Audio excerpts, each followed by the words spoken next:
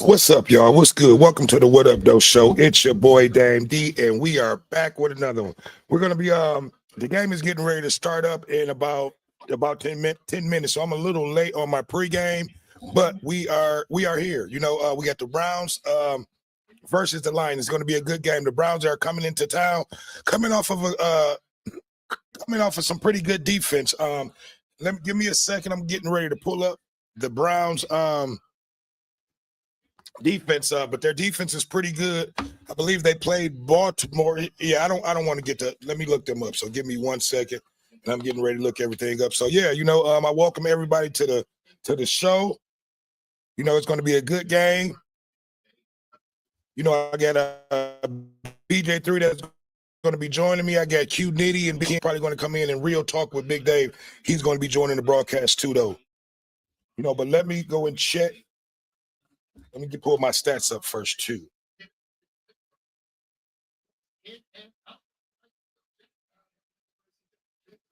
But yeah, everybody is talking, high praise about the Cleveland defense, but they're getting ready to play off against pretty much the number one offense, in the league against the Detroit Lions. It's going to be a pretty good matchup in my opinion, I should say.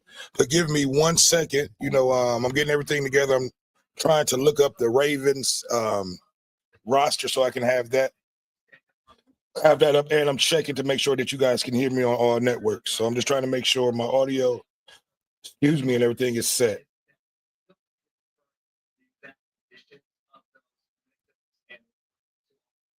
And everything is set. Okay, so I can be heard over on YouTube, so that's good. So we're good over there. Go check out Facebook.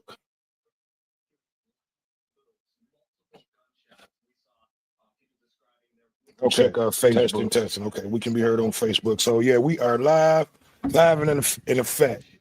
So I need for you guys to make sure, if you're not subscribed to the channel, make sure you go over there and hit that subscribe button. The Lions are getting ready to face off against the Cleveland Browns. Should be a pretty good defensive matchup game. I'm sitting here looking up, getting ready to look up Cleveland's offensive and defensive roster so I can have their lineup.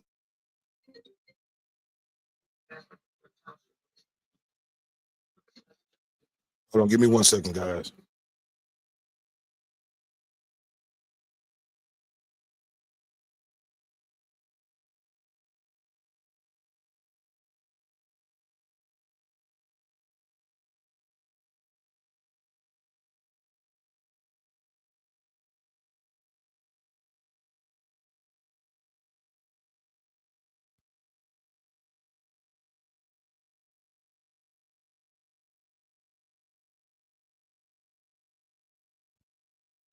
All right, sorry about that, guys.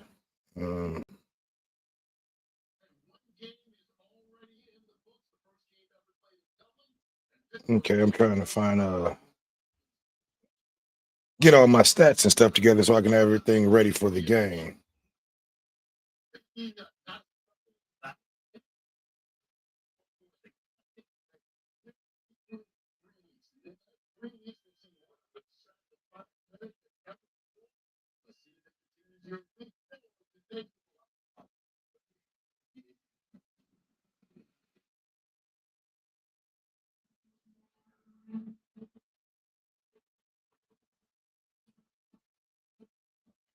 Okay, so here we go. The games are getting ready to set up. Like I said, if you guys are new to the channel, make sure that you hit that subscribe button once you come in.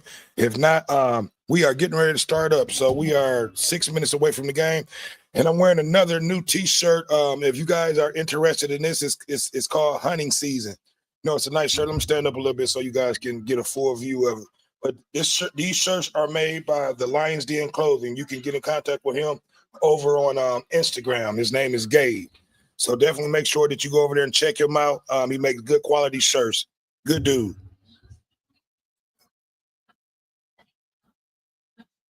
Okay, and I'm just trying to make sure that I have all my stats and everything together. So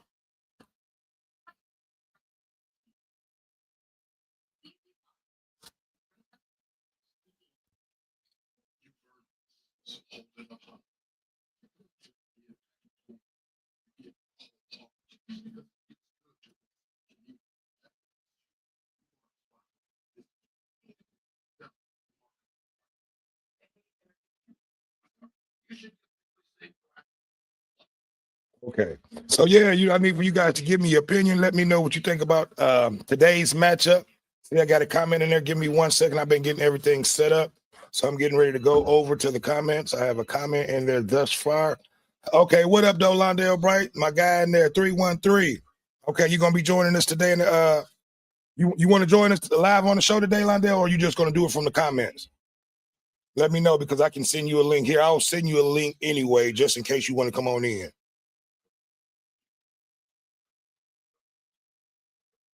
So I'm getting ready to send you a link, Lonnie. If you want to come on in, you can come on in. If not, you're more than welcome to stay in the chat.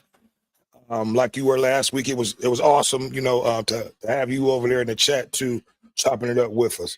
But I did send you you have a link, so if you want to come on in and join us, you're more than welcome to come on in, Londale. Okay, so you have the link, so you can come on in, Londale, if you're ready. If not, then you can just go on ahead and comment like you did last week. I appreciate it. But yeah, here we go. The Lions are the players are coming out there on the field, so it's getting ready to be a good matchup. So, like I said, I'm getting ready to look up a little bit about Cleveland.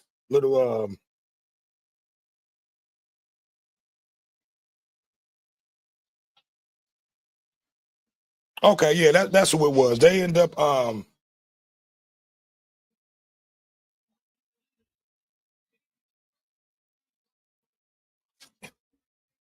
yeah, they end up beating the Packers, so that's gonna be and a lot of people are making making a lot of statements about that game. Well, the Packers beat us in Cleveland, end up beating them late in the game. I believe it was a field goal they won the game by, but Cleveland has not faced an offense like Detroit, and I'll give it. First week we played Green Bay in Lambeau.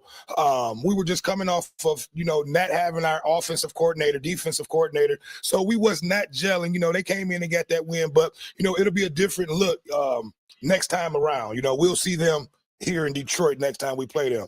But Londale, give me your thoughts, give me your insights on today's matchup. How do you think the Browns defense will match up against Detroit's offense? So give me you guys' opinion. Let me know, what do you think about today's matchup? To me personally, I think it's going to be a big day for Gibbs to get off. We got Montgomery off last week. I think Gibbs will be looking to, having a sensational week on the ground this week myself. You know what I mean? So I think we're going to ground and pound them out this week.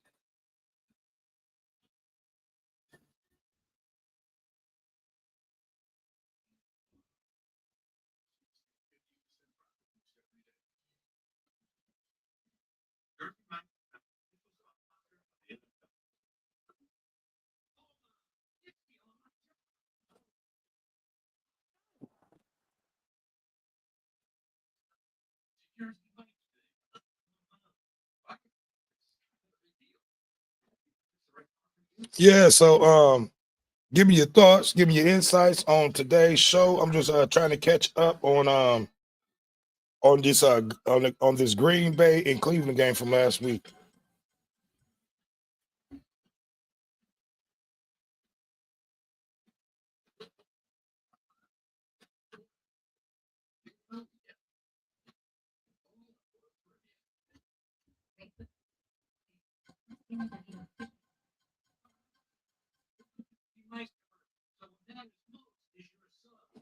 Okay, so yeah, that's what it was. Cleveland ended up winning that game by a field goal. Their defense, it was a pretty good game. It was 10-13, I believe the final score was of that game. So, it was more of a defensive matchup, but second in the NFL, Myles Garrett and sacks. So yeah, Myles Garrett is going to be coming all game long. So the Detroit offensive line is going to have to continue to do what they did last week against the Baltimore Ravens. They're going to have to keep Jared Goff upright, and out of the arms of Garrett Davis, because he's going to be coming in. He's blitzing. I believe he's leading it, if I'm not mistaken, the NFL this year in sacks. So it's going to be a pretty good contested game. Londale Bright said Lions should have a good day passing today. I agree. You know, and I was just saying that if you know, they were just showing the defensive of Myles Garrett. You know, he's I believe if not, he's leading the lead in sacks. He's going to be pretty much coming like how we had old boy against Green Bay, their defensive end who was coming off that end blitzing. But, you know, for the most part, our offensive line has gelled these last 2-3 weeks. You know, they know the excitement. They know that Garrett is going to be coming around that end. They're going to have the backs to be able to stay home and pick up these blocks. You know what I mean? And we should be able to contain him. You know, and in my opinion, run right at him. You know what I mean? And that'll keep him, you know, off balance far as the pass. So I think we'll be able to handle that. We'll be all okay. Londale Bright said the Lions should have a good day in passing. I think we should have a good day in passing and on the ground. You know what I mean? I think today is going to be a day where we go on ahead and let Gibbs loose.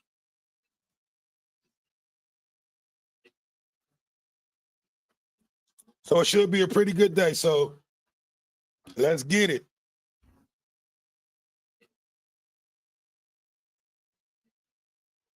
Yep. So like I said, if you guys are interested in the shirts that I've been wearing, I'm getting these shirts from the Lions Den Clothing. His name is Gabe. You can go over there and check him out. These are some really nice shirts. You can match them up with any of your Detroit Lions gear. Some nice quality shirts. So definitely go over there and check him out. He's on Instagram. Yep. So I'm ready for this matchup. It's getting ready to be a good game.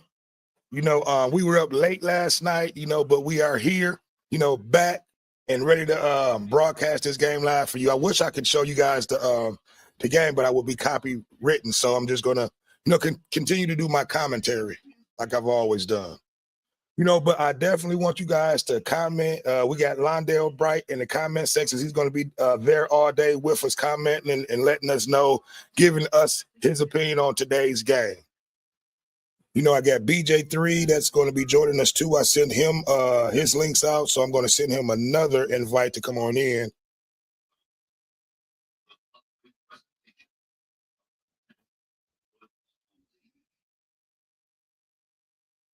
Okay, BJ3, if you are watching, I sent you out several links, so come on in.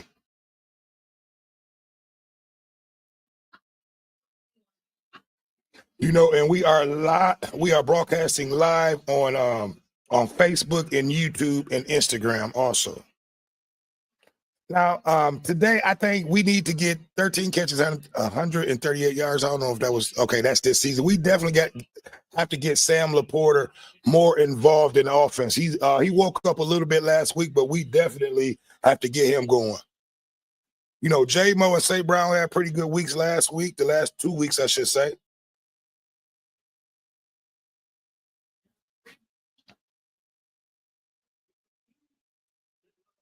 Okay, so the Browns have won the kick and decided to kick off. So we have the ball coming out first. And we will start off with pretty good field position on the Lions 30-yard line. So here we go.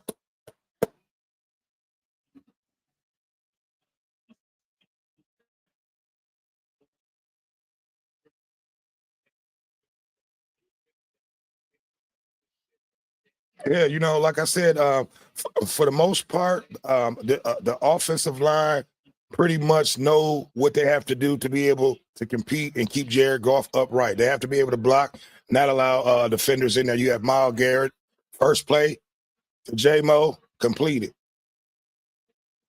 You know, and it looked like it's going to start off about what Londale was saying.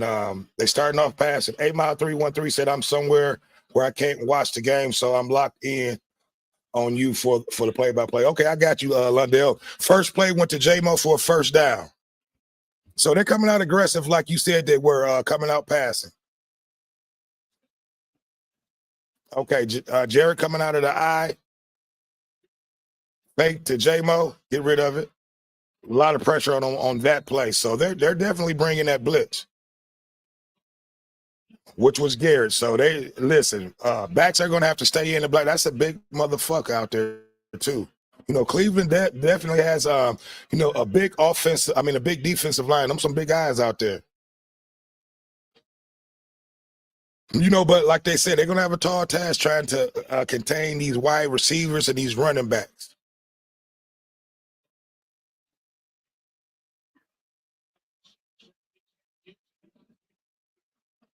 Okay, hand off to Gibbs for about 4 yards.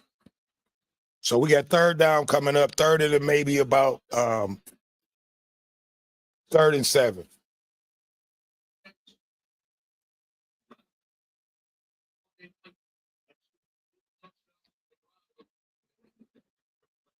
See, and I think Gibbs and Montgomery is definitely going to have a great game this week. Montgomery had his great game last week, over 151 yards on the ground. I think they're going to try to get Gibbs, going today. You got Goff coming out of the shotgun, 3rd and 7.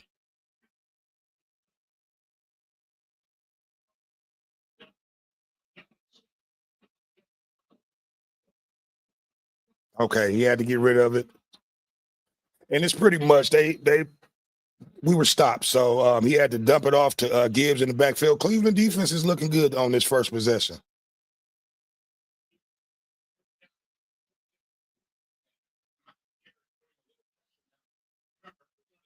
Yeah, Myles Garrett, that motherfucker is strong, but this was the first possession. They stopped us. We getting ready to punt. We got a good look at their defense. So, from there, we'll be able to recognize what this defense is doing, going forward. Okay, punt to Cleveland on the 10-yard line. So there we go. We were 1-3, 3 and out, I should say, on our first possession. So Cleveland has the ball, 12:46 in the first quarter.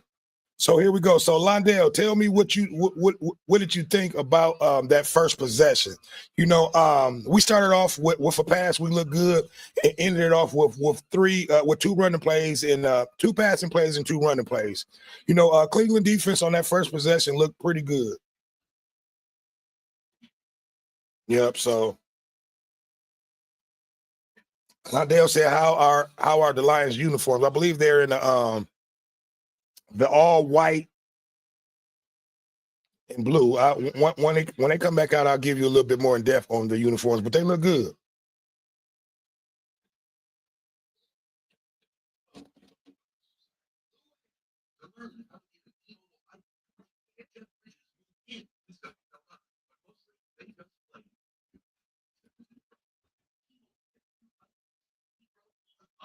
Yeah, but it should be some pretty good games going on around the league today. We had some interesting games, and I made a prediction that I said that there would not be any undefeated teams by week 3. I was wrong. We still may have 3 undefeated teams. Surprisingly, one of the teams are still undefeated. That's looking pretty good, but most of the top teams, I believe, besides Buffalo and maybe Philadelphia, are still undefeated. But for the most part, the league has done a great job in the scheduling and the matchups. And I think that makes for a great season. You know what I mean? When you come into the league by week 4 or 5 and you don't have any undefeated teams, but it'll probably go to week 7 the way it's looking. I'll have to look at Philadelphia's scheduling to see who they have coming up next. We got real talk with Big Dave is in the building. What up, though? What up, Big Dave? What up? Can you see me? Yes, sir. Yes, sir. Yeah, I don't know what the hell's going on. All right. Okay, you in there. We had that first possession. Cleveland defense looked pretty good out there. We would they were able to come out with a pretty good defensive stance, and we were I'm getting confused with my words, but we had to kick on that first possession. So they did a good job on that first possession. Here's Cleveland with their first offensive possession, Big Dave. They're coming out of the eye, pass and play, completed. Cleveland has the Yeah. number one defense We're in getting the ready to whole see what this NFL. Cleveland offense is about. They have not really put up big numbers. Their Give me your thought offense, on this on Cleveland's offense and this offensive line, Big Dave, if you know any about this offensive line. their offense is depleted. Their offense is not good. It's really not good. You got Joe Flacco, which is over 40 years old, won a Super Bowl back with Baltimore years ago. They brought him off the couch a year before last. He had a good little run. I don't know what's going on with the washed up quarterbacks, but there's plenty of black quarterbacks out there that they can bring.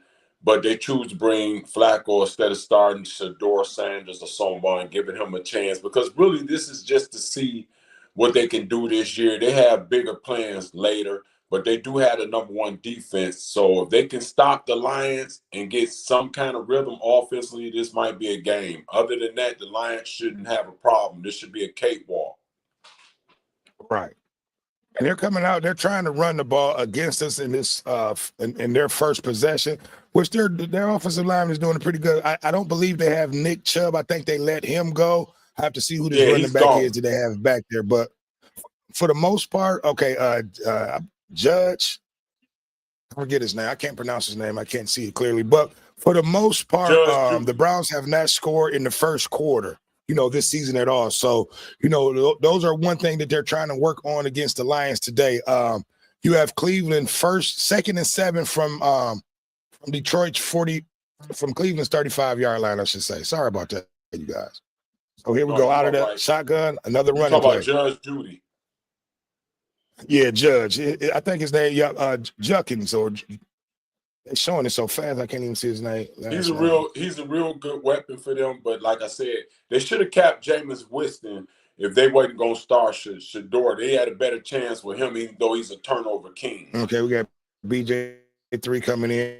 I agree with you. I like Jameis Winston last year for Cleveland. He did a pretty good job at riling them up. BJ3, welcome to the show. Man, I appreciate it. Thank you very much. Okay, so you got Flacco out of the shotgun, 3rd and 5. BJ? What up, oh BJ? my God, 3rd and 5 and flag. We got to see who this flag is going against. Yeah, but what's going on, BJ3? Hey man, just finished a meeting. Happy to join you. Okay. Well, introduce yourself to the show. Let everybody know who you is. Hey man, so BJ3, nickname, the internet name, I guess you could say. My initials is what it is. From the D, now I'm in Cali, living in Cali. Had to get away from them winters, you know what I'm saying? So I do a couple different things. Okay, well, yeah, that last play penalty was called on Branch. So Cleveland has the ball at Detroit's 45-yard line. Okay. Here we go. Flacco's getting ready to come out of the shotgun again. No, he's coming out of the I. 1st and 10. We need some pressure on this quarterback. Here's the blitz. Oh my God. Deep play downfield to play completed to the wide receiver. So that looked like it was a 20-yard pickup. So we brought the blitz in on that play. Hutchinson was not able to get to Flacco. Flacco looked good on that first passing play. Hutch put a little pressure on him, but he was able to get rid of the ball. So that's one thing about the old veteran, Big Dave. You know what I mean? Even though, he's a little bit, older in the league, he still has that veteran status. He still can find that open man, and he still somewhat has a good arm, Big Dave. But here's Cleveland, 1st and 10 from the 10-yard line. Flacco, he has a decent arm, but he's not going to get him nowhere this season. This is right now. It's just a game being played with Cleveland with Shador and Deion Sanders. Like I said, man, there's plenty of black quarterbacks that's out here. If you're not going to start Shador, that's really good. They can do a lot better than Flacco. But this is a game Cleveland playing because they're doing something for the future. They're not looking to do nothing this year. They're looking for the draft. Here we go. 2nd and 9, Cleveland from the 10-yard line. So they can still get a first down. They get a first down at the 1. Pass completed, but it was They did not get the first down. So you have third down getting ready to come up. Yeah, so this is a big possession for Cleveland. Cleveland has not scored a touchdown yet this season on their first possession, I should say. And Londale Bryce said Philadelphia is playing Tampa Bay today, so that should be a pretty good matchup, Londale. Hopefully Tampa Bay will be able to go in there and give Philadelphia their first loss of the season. So here we go. I don't think so. 3rd and 5. Cleveland calls a timeout. Evans. They're missing Michael Evans, the deep threat. Okay. I think he's still out. He got hurt last week.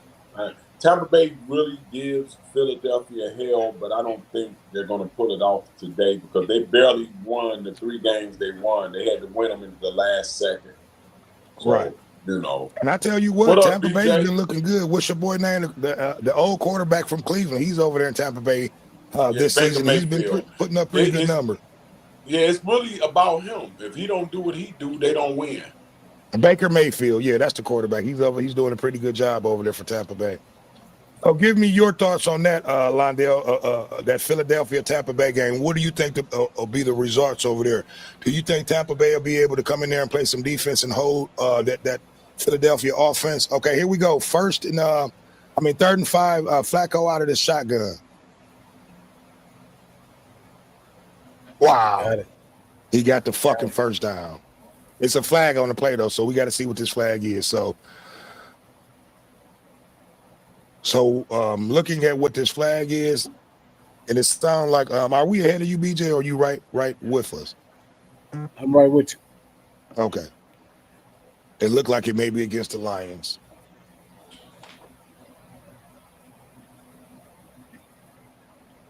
I'm actually ahead of you. Okay. I got 4th and goal. So was that penalty against us? 4th and goal or first down? It's first and goal. They gave them the first down. From what I'm seeing. Okay. I'm not. I got first and 10 on the Detroit one. So yep, they got. Yeah, they got the first down. So here we go. Cleveland is coming back out 1st and goal from the 3-yard line. It looks like 1 yard line. The 1. They came back with another running play. Did not get it in. Jukins is his name. Is the running back for Cleveland. Jukins or whatever how you pronounce it. Yeah, Jukins. Yep. So here we go. We got 2nd and goal getting ready to come up. Look like Cleveland is trying to score on their first opening drive this year.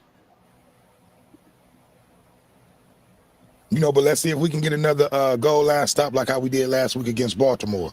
They didn't get it. They did not get it again.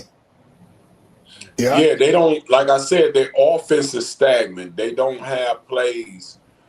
They did not get it. Flacco tried to keep it up the middle, but he did not get it, Big Dave. So here we go again. Nope, he didn't get it. They stacked. You can't beat ongoing stacked. They loaded that motherfucking middle up, BJ3. BJ3, I can hear you, but I cannot see you. Yeah, I hit the wrong button. I was trying to look up. Okay, so here we go. We got Jukins is from 3rd Ohio and goal. State. Okay, here we go. 3rd and goal from the 1-yard line.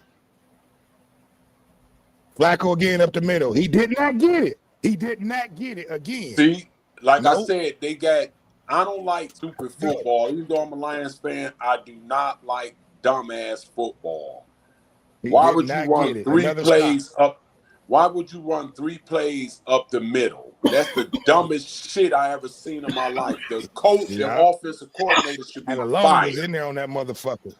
They should be fired. Cleveland. This shows why they're the most terrible team in the league. Now let's see if they're gonna do. They're going for it. Big Dave, here we go. 4th and goal. Dummies. Let's get this stop. You live by the sword, you die by the sword. Coming with another running play. They got it, bitch. Hey, see? Wow.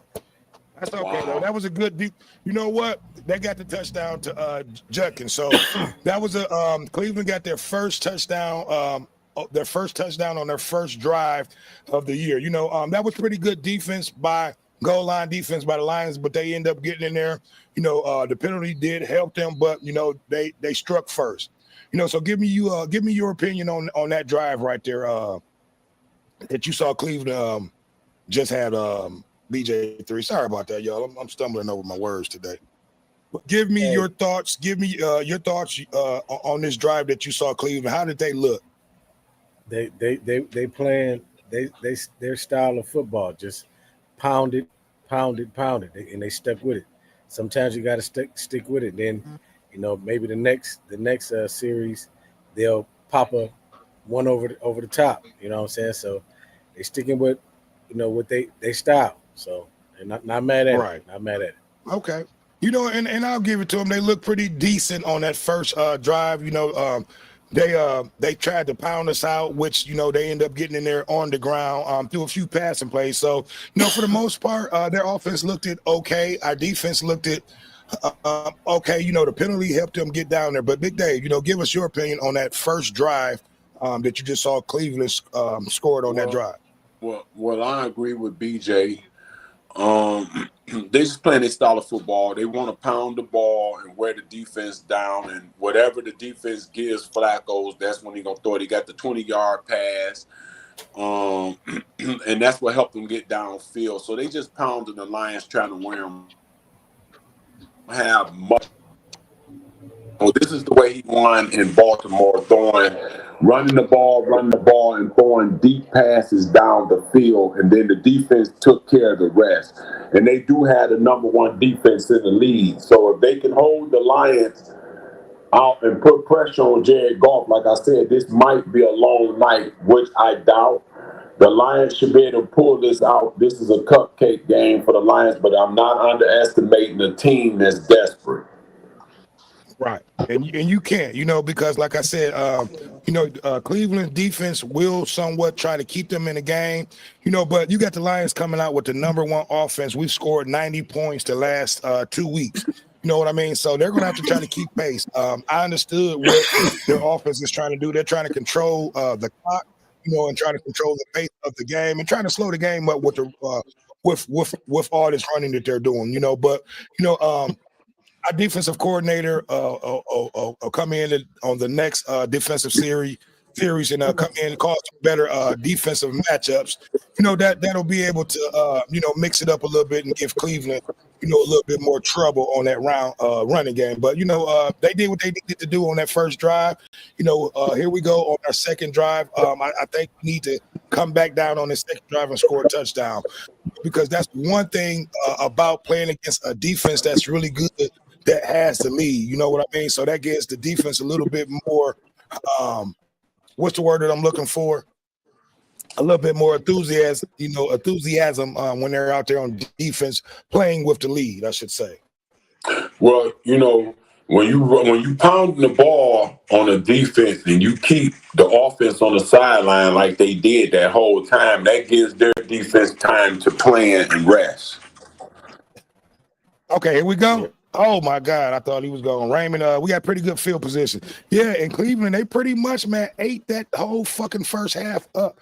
They ate the clock up, so they controlled the clock in that first quarter, because we're only down to, maybe like 5 minutes left in this first quarter. So they control, the ball in that first quarter, and that's Cleveland's game plan, is to be able to control the clock and control the game with their running. I don't think they're going to rely on Flacco, to get the ball downfield. They're going to rely on him to get short plays and in that running game. But here we go. You have Goff coming out of the eye from our 35-yard line. Oh my God! So they're getting pressure through there. Incomplete pass. We had a defender that got through there. Goff had to get rid of it quick. So we're going to have, these backs are going to have to, and that's your boy again. We're going to have to keep our backs back there to be able to block for Flacco, because old boy is getting through there. Well, like I said, we know what kind of quarterback Goff is. If you put hard pressure and the Lions line break down, Goff is going to cough it up, because he's fragile, and when he sees pressure coming, he balls up. He's not tough like Stafford was. Yeah, and Golf just completed a pass to Laporta, so you have 5 coming up, and I agree with you on that, Big Dave. And that's the scouting report on Golf. You can put some pressure on him and shake him up. He tends to be shooken up early if you can get to him. Okay, here we go, 3rd and 5.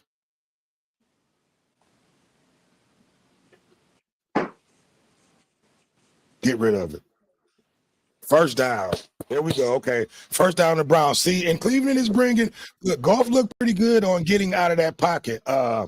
He's slow, but he's not as slow as we think he is. He had a little movement on that one because I tell you what, Cleveland is bringing that pressure, especially Myles Garrett. He's coming. Number 95, keep an eye on him, BJ3. But that was our first down pickup of the game. I think this will get us started, but Myles Garrett is definitely coming. 1st and 10. Garrett out of the shotgun.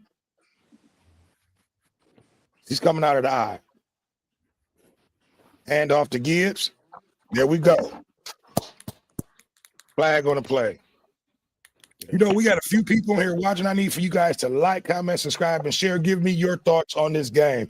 How do you think Cleveland is matching up so far defensively and offensively? Okay, that flag was on Cleveland. First down.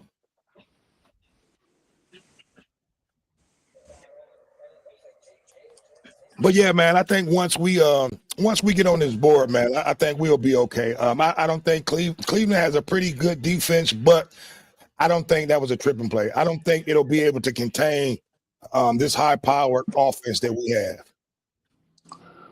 Yeah, that would have been a touchdown.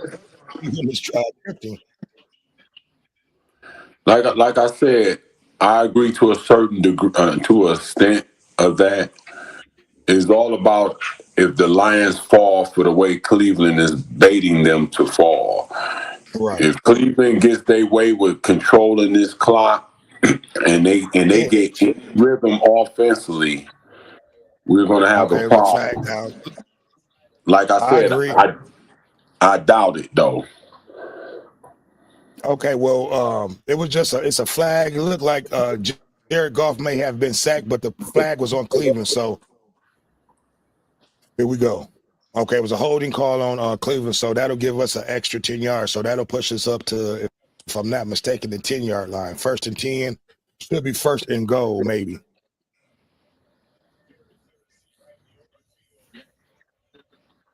And some of the calls that were suspect last week, we should get a lot of these calls. We're back at home. We saw a lot of calls go not our way last week.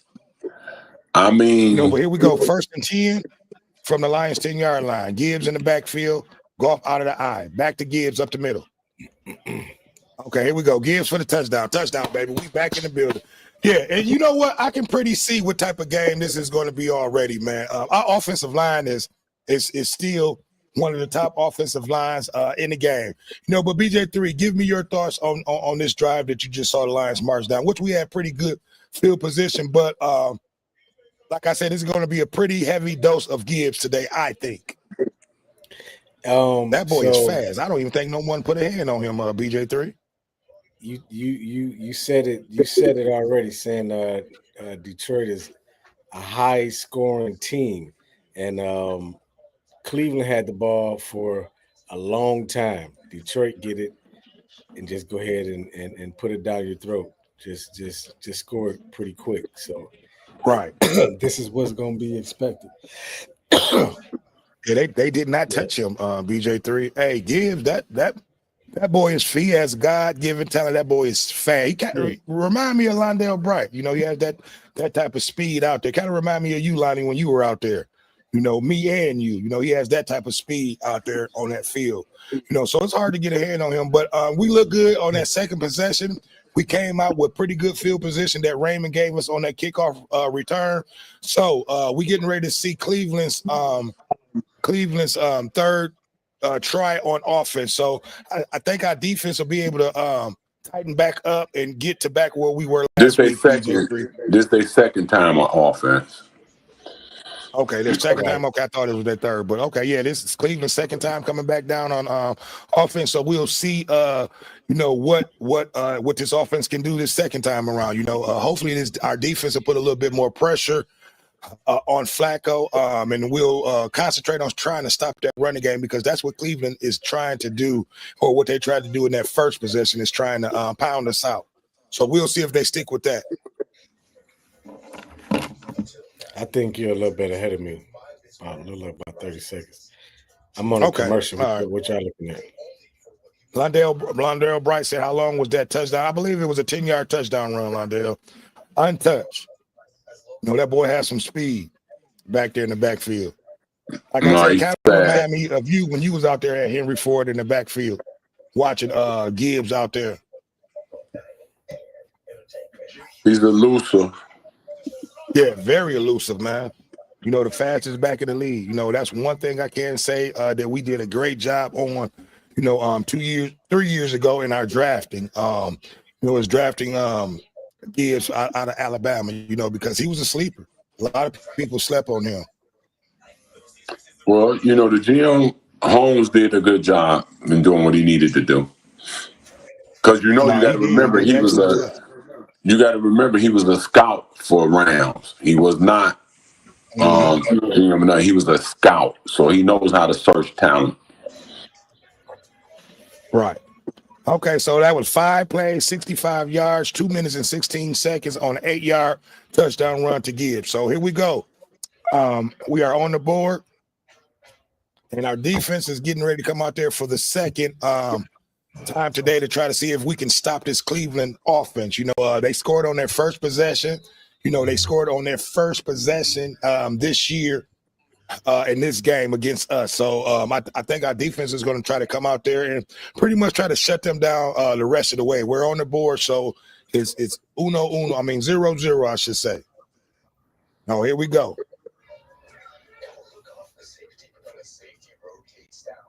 Mano is what I was trying to say, but that was a good stop on the kickoff. So we got Cleveland offense getting ready to come back out here. The special teams is trying to get the defense hyped up coming out there. You got Flacco coming back out there, Big Dave. Yep. So a lot of people It makes me cringe to keep hearing his name. Yeah. The NFL should be ashamed of themselves, the games they play. Okay, here we go. 1st and 10 from the 20-yard line. Flacco out of the shotgun.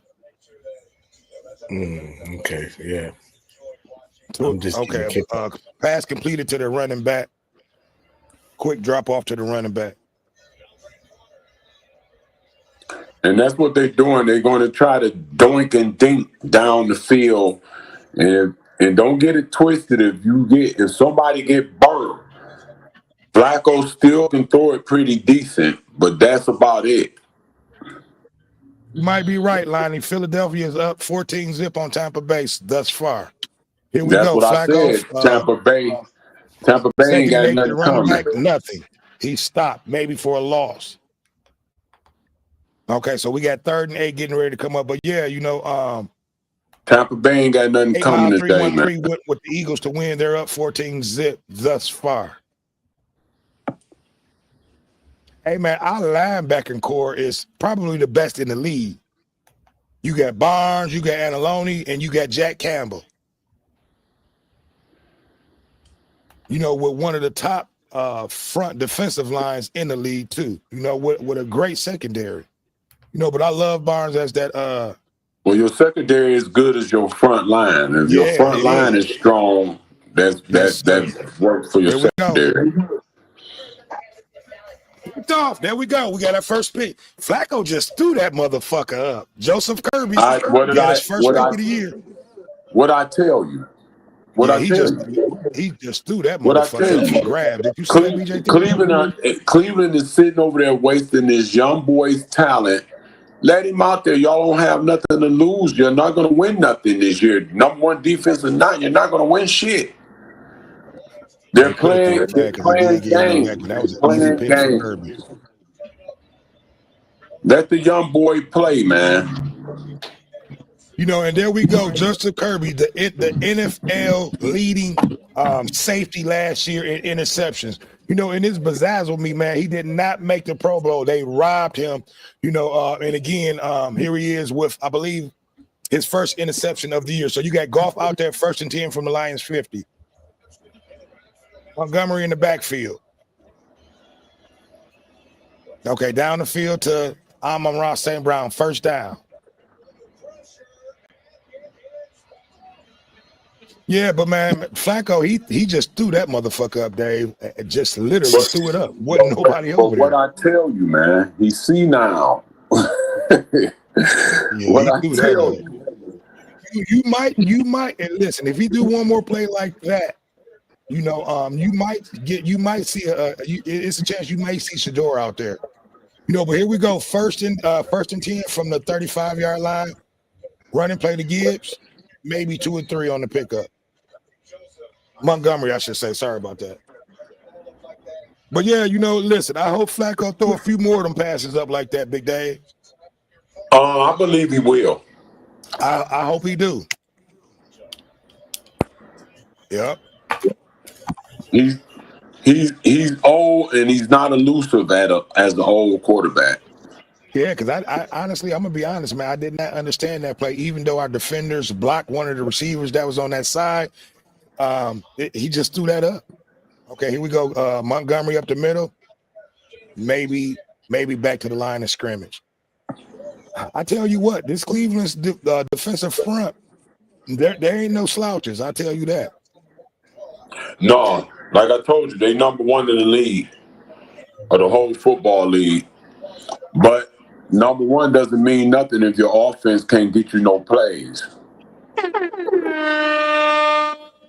At all. You know, here we go. Jared Goff, 3rd and 9 out of the shotgun. Amon-Ra St. Brown you got a flag down. I don't know why. It looked like we may have gotten the offsides on that play, but this is the end of the 1st quarter. Offsides or a holding. Whenever it come down that quick, it's usually a holding. They're getting ready to tell it may be a false start, they're saying. Yeah, false start on the Lions, some bullshit. But yeah, that's the end of the 1st quarter. False start penalty on us, but it's so that'll give us a 3rd and long coming up. Yeah, 3rd and 14. Okay, so we didn't have to run the play. They were trying to be slick and end up getting a false start. Yeah, but here we go. That's the end of the 1st quarter. Game is 7-7.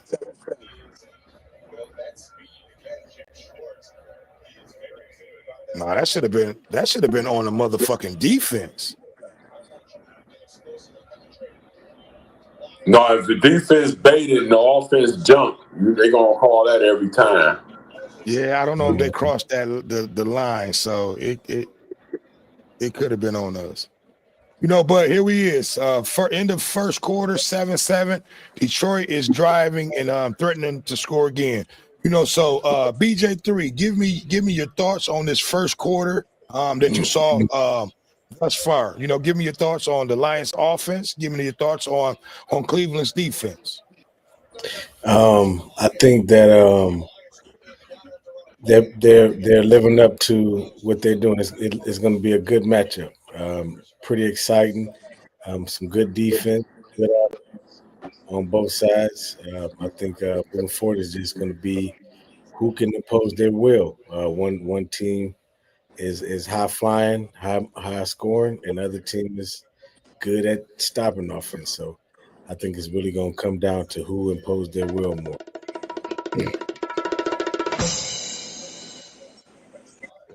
There we go. You know, and Dave, I'm gonna ask you that same question. Give me your opinion on what you saw thus far in this 1st quarter from Detroit's offense and from Cleveland's defense. Well, I agree with BJ on that. You know, whoever opposed their will is who's going to win this game because, like you said, you got a strong defense that's known for stopping offense, and if you make any mistakes offensively, that's a problem. The Lions, they can score fast, they can score quick, but sometimes they can get you in danger with a good defense.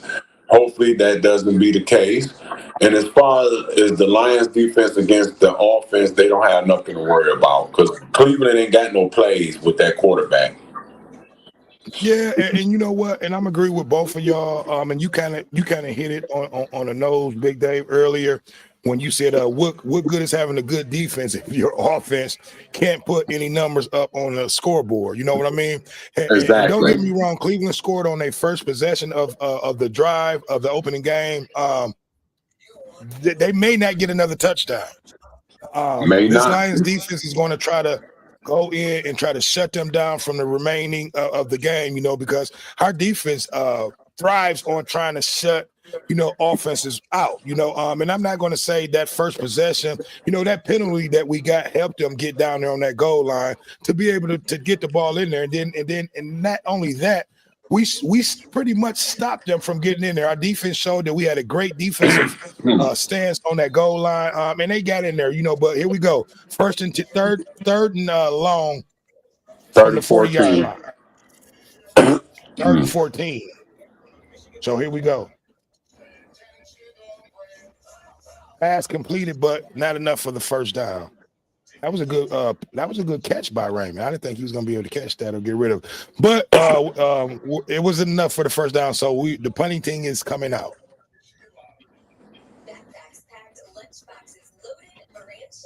So the Browns defense did what they had to do. They stopped them. They're getting the ball back. I want to see some more turnovers from our defense. I think our defense will be able to put a lot of pressure. Look like we're getting ready to go. Oh, yeah, Jake Bates is getting ready to kick this field goal. Is what's getting ready to happen.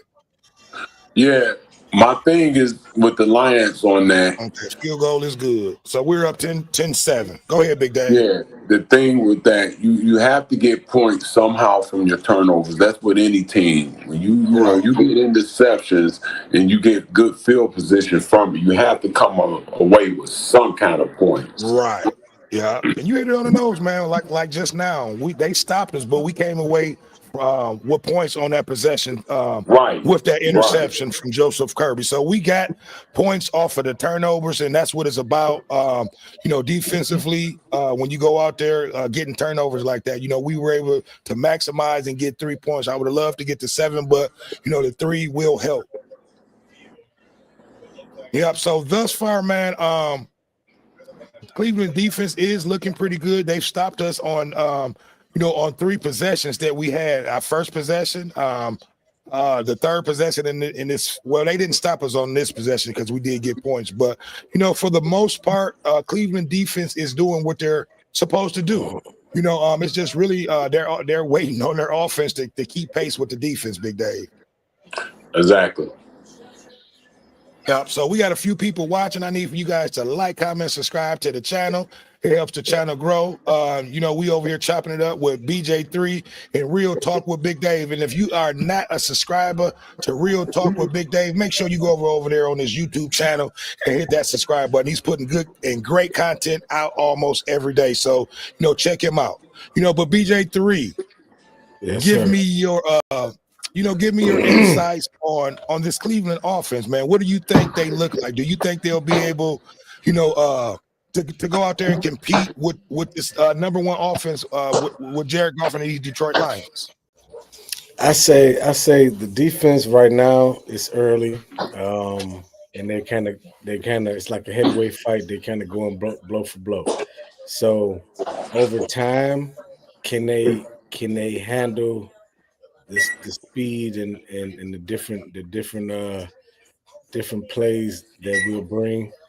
I don't know. We're gonna see. But if you're asking me my opinion, I don't think over a long period of time that they'll be able to keep up. At some point, I think the offense will start wearing them down because they're going to be out there more often. Eventually, instead of them long breaks, like you said, Cleveland may not score again, so they may not take a whole 10-minute much amount of time off the clock. So that means the offense, the defense will be out there more. So you start getting tired. Things a little different later down the line. So I think they're doing good now, but I think overall, in the long run, be able to impose their will. There we go. Okay, well, here we go. We are in the second quarter, 10-7 Lions. Cleveland is getting ready to come back out there and take their third possession, their first two possessions. They scored on their first drive. Their second possession resulted in an interception. So here's the third drive coming up. But BJ3, I couldn't have said it more better than what you said.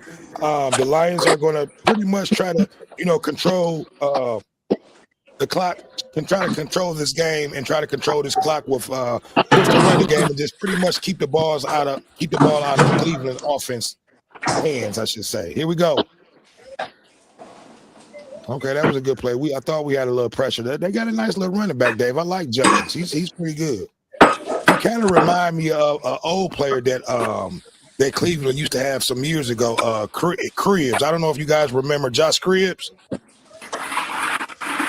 but that's who Judkins remind me of. Yes, he's a little smaller, but he kind of remind me, of Josh Cribbs that played for Cleveland a few years ago. But here we go. Cleveland 1st and 10 from their 50-yard line.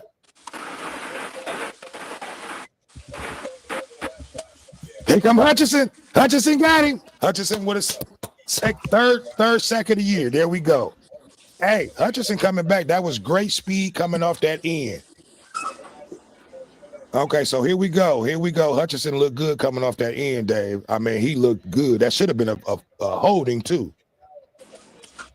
Hutchinson is definitely going to the way he's coming out this year, man, with this fire, he's definitely, and then before he got hurt last year, he was on his way to be the defensive player of the year. And it looked like he's on his way again this year. So far, here we go. 2nd and 16 from the 45-yard line. Flacco out of the shotgun. Okay, flag on the play. Delay a game on Cleveland. Yeah, man. Like I said, Dave, you may get a chance to see the second string quarterback. I think Shador may be the third string, if I'm not mistaken. Yeah, he's the third string, but he's the better quarterback. We know what this is about. Right. He's the better out of the two backups, is what you're saying. Yeah, he's the better passing quarterback, so we know what this is all about. 2nd and 21. I don't know what the hell Flacco out there doing, but I'm loving his defense though. I don't even see where that ball went, BJ3. So here we go. You got 3rd and 21 getting ready to come up. I don't even know where that pass play. Hutchinson is putting a lot of pressure out there on him. He's getting out there defending and past the protection and everything, Dave. He's all over the field. So here we go. 3rd and 21 coming up. It's getting ready to be a lot of pressure.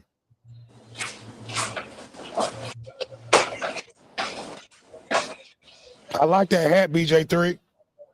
Thank you, sir.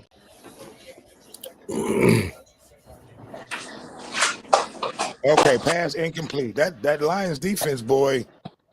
Right, and that's the difference. What I was trying to say to you guys: when you're playing with a lead, that defense is careless. They're coming out there attacking. And when you're not playing from a lead, you're the offense is a little bit uncomfortable. You're trying to be cautious at everything that you do, and right now our defense is just careless. They're swarming. They're all over the ball. And it's 4th and 21. Cleveland will be putting this ball. Okay, Raymond has room to run it. Here we go. Let's go. Okay, they pretty much shut him down. But here we go, Dave. We getting ready to start our, I believe, our 3rd or 4th possession on offense. So, we scored on 2 possessions. We did not score on the other 2. But so far, man, our defense is looking real good, BJ3. I mean, we looking like how we looked at the beginning of last year. You know what I mean? Before all the injuries start, coming at the end of last season. But look, I need for you guys to hold it down. I'm getting ready to go refreshing my drink. I'll be right back. So hold it down, you guys. Yep.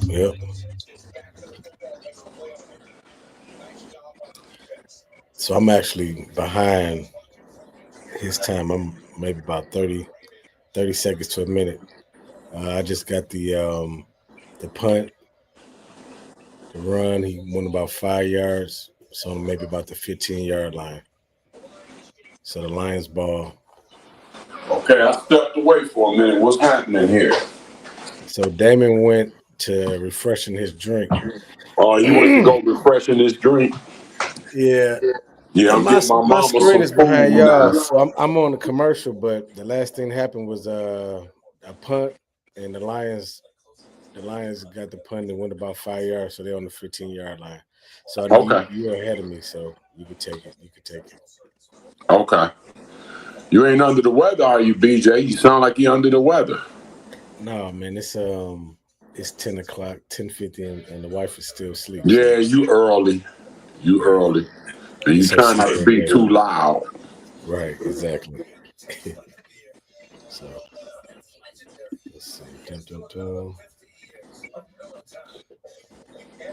Yeah, that's what I'm doing now, getting my mama something together. Okay. She back there still in the bed herself.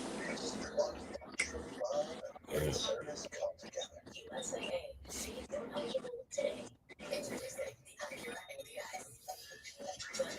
So he had to go refreshing his drink. Right.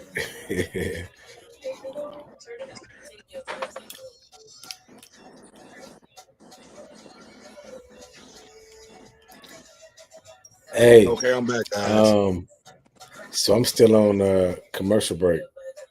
I Did can you Okay, hear we it. are back. Go ahead, did you open your BJ3. box up?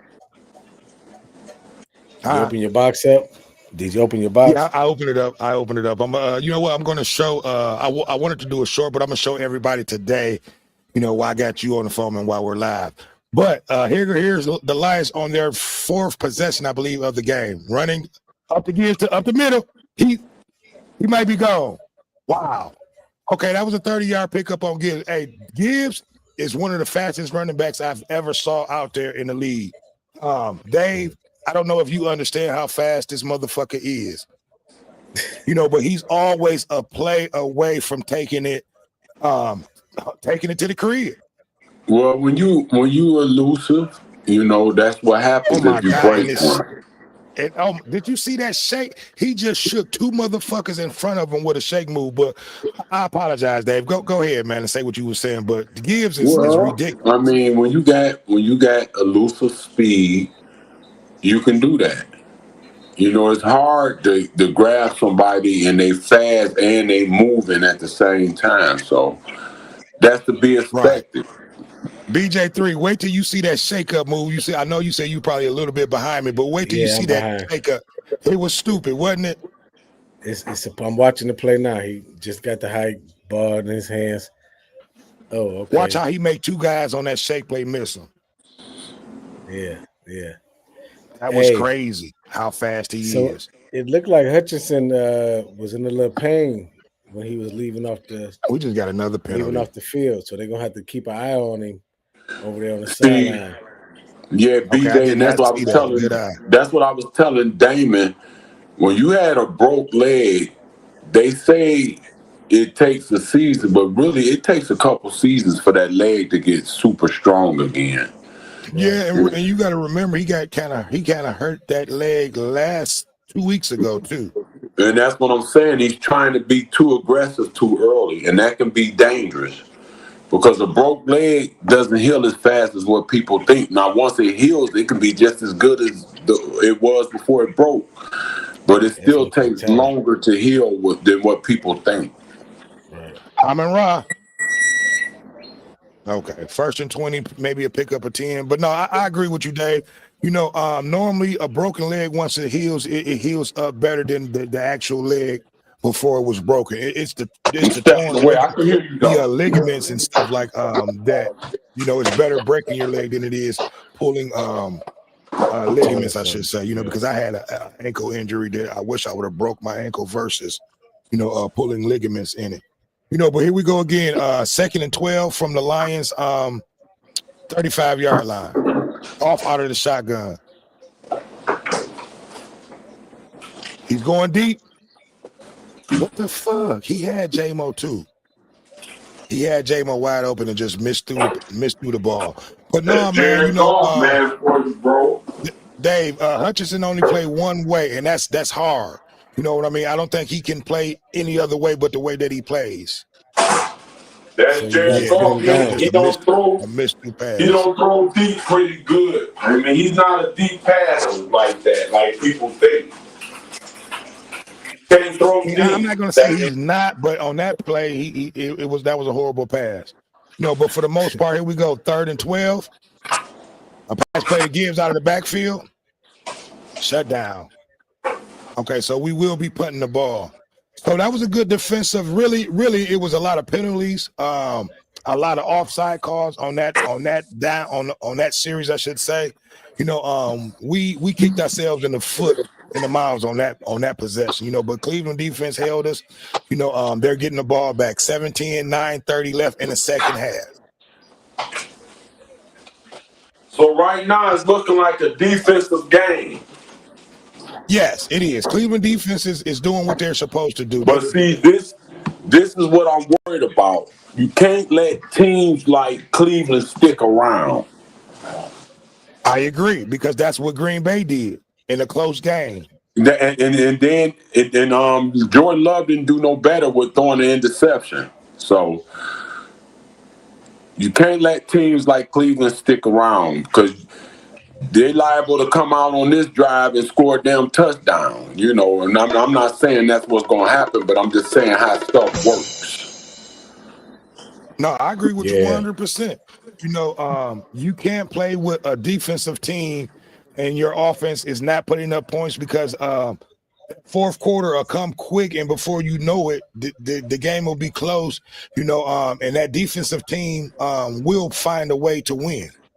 So the Lions are going to have to, pick the pace up and put some space in between, this Cleveland defensive team, I should say. But go ahead, BJ3, add your commentary to it. No, momentum matters. So you give them the confidence by this high power offense not scoring. Now they putting their offense in better field position. Now the table start to turn. So yeah, you got to get on them and put some points on the board. That's right. Get bad, yeah. Yeah, see, because what it's doing is giving Cleveland's defense, the energy that they need to be able to come out there, and then at some point Cleveland offense will, because these are professional players out there. At some point, they will put numbers up on the board. So our defense is pretty good. I think this is one of those games that will not happen, like that Green Bay and Cleveland game happened, because our offense, we're not stagnant. We couldn't put up points. Like I said, the last 2 weeks, we've put up 90 points. We've led the NFL in points per games the last two weeks, I should say. But for the most part, Cleveland defense is doing what they need to do. They're keeping the game close, and they're still in the game. Their possession, they're one score away from being in the game. From tying this game up, I should say. Like I was saying, we look at the bigger picture, what we was talking about, like BJ said, momentum is a real thing. And you look at it like this. This is both of them this is their fourth time or fifth time touching the ball. And the score is 10-7. The only reason it's 10-7 is because they got an interception. You take the interception away, we stuck at 7 on each end. Now, the Lions' offense looks way better driving, but they still ain't doing nothing. Okay, here we go. Cleveland came out on the first possession, tried to run, shut down by the Lions defense. A loss of 2 actually on that play. So you got 2nd and 12 coming up. Cleveland has no Cleveland offense. Is deep. They're deep into their at their own end. Right. Cleveland has no offense, and this is why the Lions have to put some separation, because they can't keep playing this game. Because Cleveland hasn't did nothing since the first drive. The Lions should be way up. Okay, here we go. You got Flacco out of the shotgun, 1st and 10 from the 10-yard line. It could have been. I don't know what the fuck. Look, and I'm not even for Flacco, but I'm just sitting up here looking at him past his ball. What the fuck is he doing, BJ3? That should have been another interception. He's looking one guy down the whole way and throwing it to him. That should have been a pick.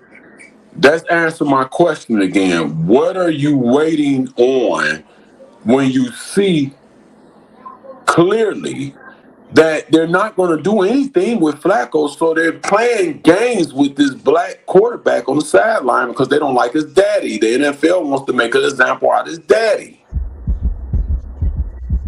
Because Cleveland are not going to go nowhere today, Dave. The way Flacco is playing, and I'm not a Flacco. I'm not going to say I'm not a Flacco fan, but he's throwing passes that he shouldn't even be throwing. Okay, third down. Wow, he almost got that first down. But he did not get it. It's short, so they'll have to punt the ball unless they want to go for it, deep.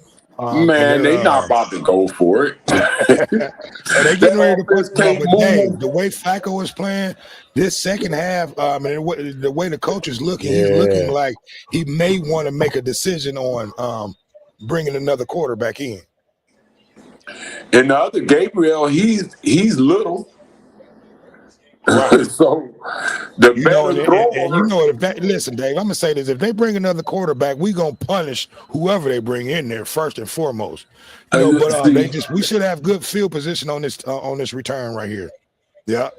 So we're gonna be starting the ball off with great field position. But go ahead, Dave. Give us your thoughts on whether what quarterback they bring in. I'm just gonna be honest. I think Flacco gives them the best chance at winning.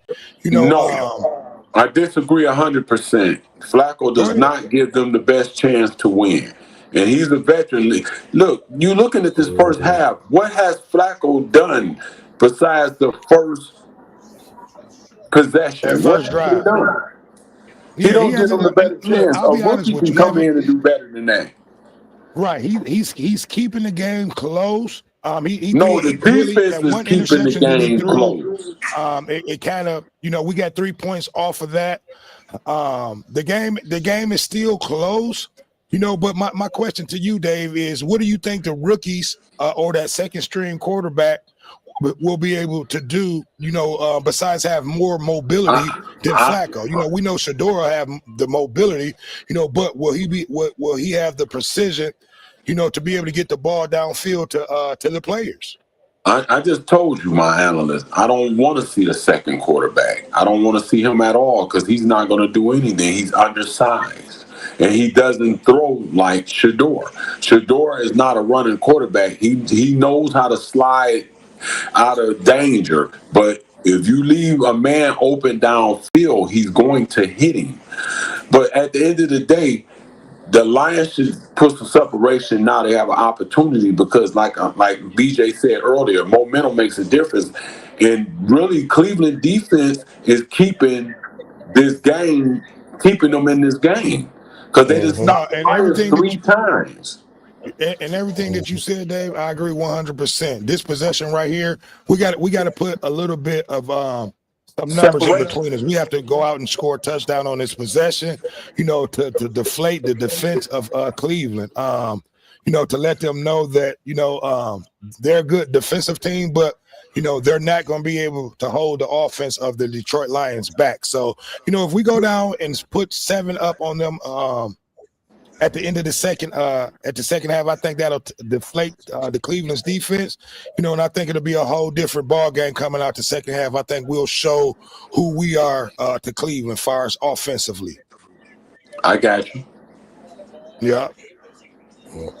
Because they came out this first half with a lot of energy. They did keep the ball game close because it's still close. It's only a 3-point game.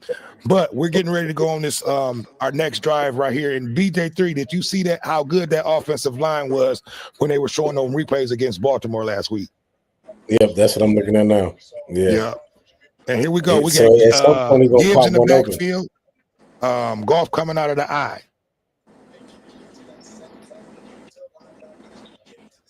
Hey, listen, Gibbs, that should be a penalty. Gibbs is a play away from breaking this bitch. Mm-hmm. They're trying to smother him, but they really can't stop him. Okay, you got Tampa Bay.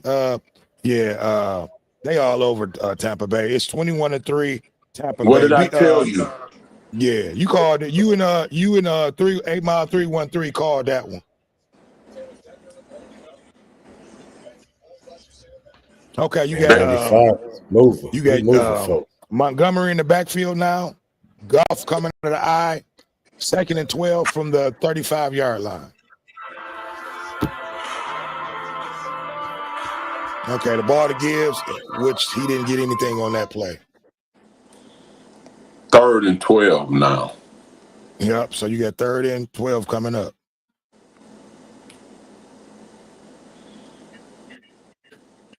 You know, one thing I will say about Myles Garrett, hey, he's definitely been putting a lot of pressure on our offensive line.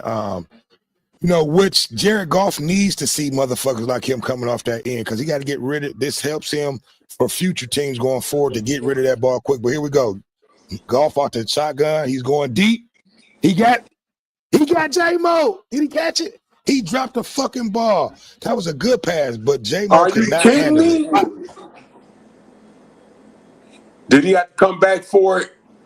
Nah, he put that on the money. J-Mo dropped it. It was a play going out of bounds, and J-Mo, it just went through his hands. He dropped it. Yeah. Now, here's the He dropped question. the ball.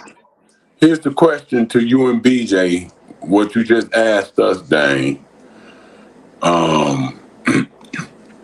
We was just saying the Lions need on this play, they got good field position because Flacco and them damn near kicked it from the end zone down there.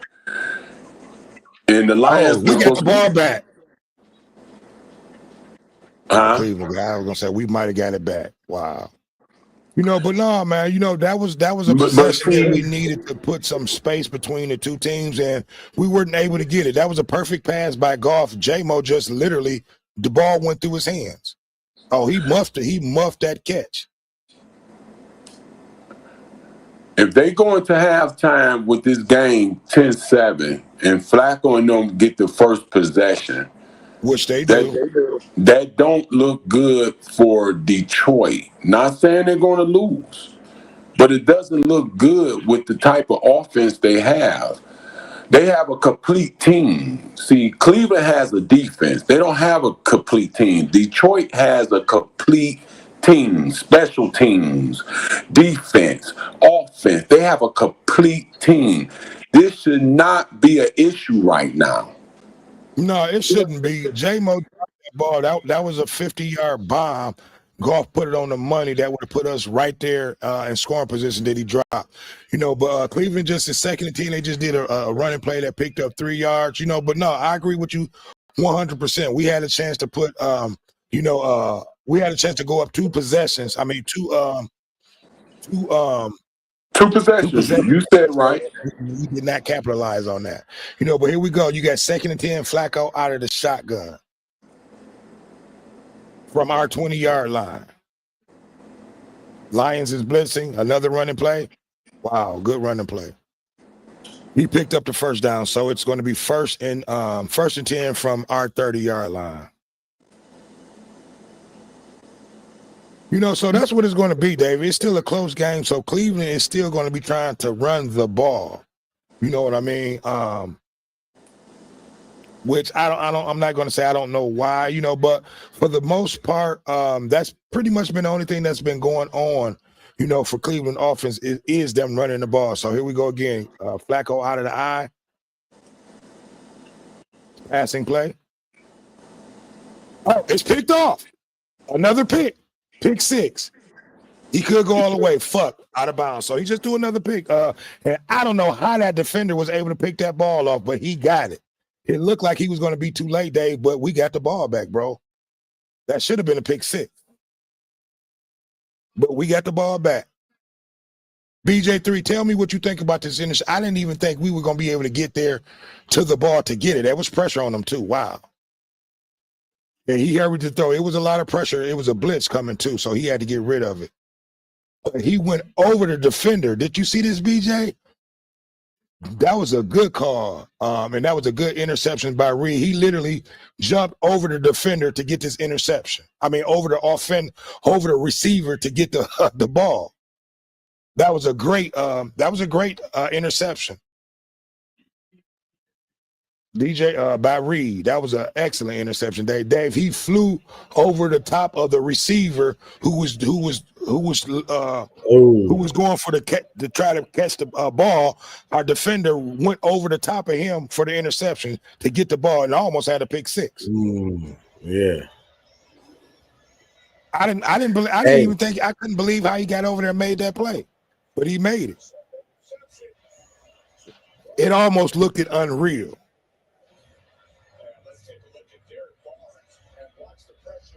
I promise you, Dave, that's how that play looked. It almost looked like what the fuck was Flacco doing? You know, but he was pressured. That blitz was, as he was throwing the ball, he was getting hit and going down for a sack. Yeah, dude slipped. That was the receiver slipped, and the Lions player defender flew over the top of that motherfucker and caught the ball. So yeah, you know, so this is it, Dave. This is what we needed to do on that last possession. We have to take this possession with 5 minutes left and go on ahead and score this ball and take control of this game, man, because this game is still close. It's only a 3-point game.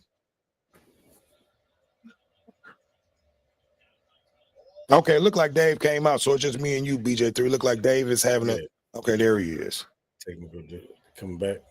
Okay, there you go, Dave. No, I clicked out of there. I got an important call. Okay, you good. We back on. But nah, man, you know, BJ3 just broke it down. The defender slipped trying to catch the ball, and our defender looked like he was flying over him trying to get that pick and get that. It should have been a pick six. You know, but we are back. Couple yards, yeah. Yeah, so we back where we should have been on that last possession, Dave. We got to take this ball with 4 minutes and 26 seconds left and put it in the end zone, man, and go on ahead and cement this first half. But yeah, here's the play again. He was flying over the top of him, BJ3, literally. I'm looking at it. Flacco is giving them everything they need. And it didn't touch the ground, so that's a pick. Hey, y'all hard on Flacco, and I'm not really. I say some of it is some of the receivers too. Some of what's happening is on the receivers too.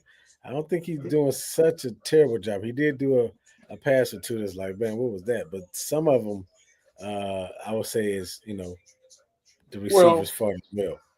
Well, BJ, he didn't threw 2 interceptions, and he's not. He's not doing really anything. He's going in the shotgun. Some of these receivers are getting open, but he's throwing before he should throw, I believe. And I understand what you're saying. I understand what you're saying. All of it ain't on him because the receivers and the offensive coordinator and the coaches, everybody should do a little bit job with helping them. So I agree with you to a certain degree. They're doing a terrible job as a team. No, and I agree with both of y'all. I'm trying not to be hard on Flacco, but I'm agreeing with Dave. Some of these passes that he's been throwing, most teams would have. He may not come out in the second half. Gibbs up the middle again for nothing. Well, Montgomery, I should say. But and I understand what you're saying. It's not all on Flacco because he has, kept his team in the game. BJ3, on that last play, the defender did. I mean, the offensive, the receiver did fall down. So that's not all of that's not all of his Flacco's fault. But the defense did put pressure on him for him to actually have to get rid of that ball quick, or he would have took that sack. But here we go. 3rd and goal. Golf out of the eye. Okay, wide open. St. Brown touchdown. It was wide open. Here we go. So we are up 17-7.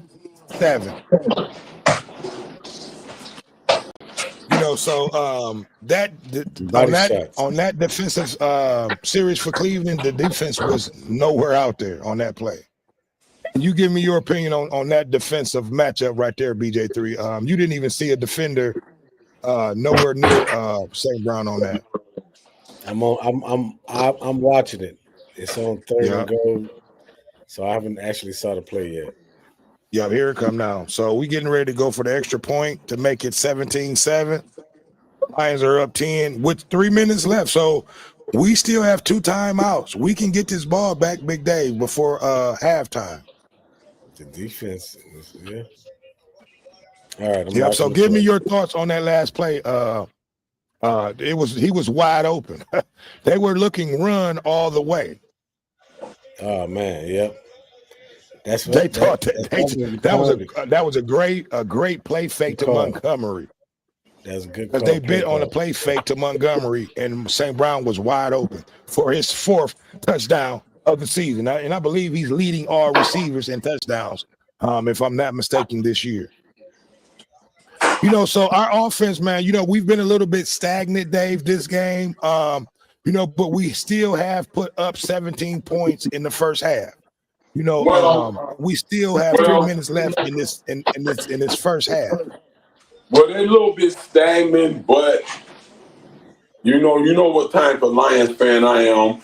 It's a ugly game, man. But the Lions in the second half, they have to get some real momentum with that offense because the offense is not looking good against that defense right now. No, and we not, Dave. And I'm gonna say what's keeping us in this game is these 2 turnovers that we got. Because if you take those 2 turnovers, that's 10 points that we scored off of turnovers. It would still be 7-7. That's all I'm saying, and that's what I'm saying. The offense is not looking good right now. And they're going to have to come up with something better in the second half, even though I don't think Cleveland will put up no points unless some kind of miracle happen. Yeah, you know, Cleveland is 1-2, Dave. You know, if they, I don't know, you know, we'll see in the second half, you know, if they bring Flacco back out, you know, but you know, for them to bench him and bring a second string quarter out, especially if they're not going to bring Shador out, you know, the Lions defense will just sit back and blitz every play. You know, but here we go. Flacco up the middle. I mean, to Judson up the middle for maybe 2 or 3 yards, you know, but, you know, the Lions should just start calling their timeouts. Right, because you know, I don't know why they're not calling timeouts, BJ3, to get this ball back. All Flacco and them going to do is run the ball. Yeah, that's what they're doing. They're running the ball when the Lions should be calling timeouts to get this ball back. You know, but I think after this play, they probably will start using their timeouts because we have 2 timeouts plus the 2-minute warning. You know, so after this play, if they come back with another running play, we will call a timeout. So it's 2nd and 8 from the 35-yard line.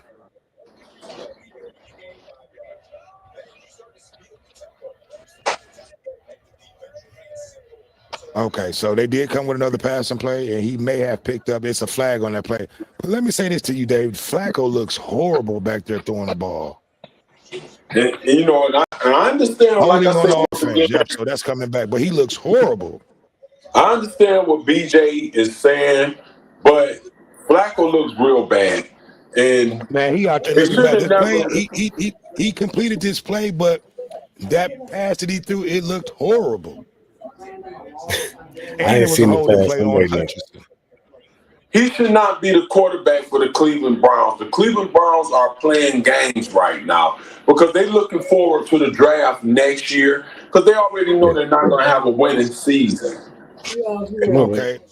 And it's a commercial. And you know, and Dave, and you definitely need to do that show soon as possible about, you know, the black quarterbacks and how they put, you know, I'm not going to say the washed up white quarterbacks, how they still give them jobs and they're still out there competing and playing when you have multiple, you know, black quarterbacks that, you know, that still can play and that has not been given a chance, you know, because I'm going to just be honest with you. Jameis Winston looked good last year, and he still should have been the quarterback for the Browns this year over Flacco. He should have. Even though he's a turnover king. At least they'll be moving the ball. At least they'll be moving the ball, though. If he was on that team right now, the way this game is looking, they have points up on the board. Yeah, you know, and I'm going to have to agree with you on that. You know, and I watched Jameis Winston last year. I was actually rooting for him. He brought that team together. You know, even though they didn't make the playoffs, they had a pretty good run at the end. You know, he was able to, you know, complete a lot of passes and, you know, and just get the team route up to be able to compete. But, you know, to me, so far, Flacco looks horrible out there. You know, I don't know if it's the Lions defense, you know, with the pressure that we're putting on him, but, you know, even though this game is still close, he looks old. yeah, he does. He looks old. And I'm gonna be honest, you know, and I like Flacco. I'm a Flacco fan. You know, but do I think that he's a better quarterback than Jameis Winston, who played for Cleveland last year? I'm gonna say no. You know, I would have went with, you know, I probably would have went with the second string quarterback, or I would have probably put Shador Sanders out there, like how you're wanting them to, Dave. You know, the way Flacco is looking. But you know, my question is, do they give the Cleveland a better chance at winning, though, Dave?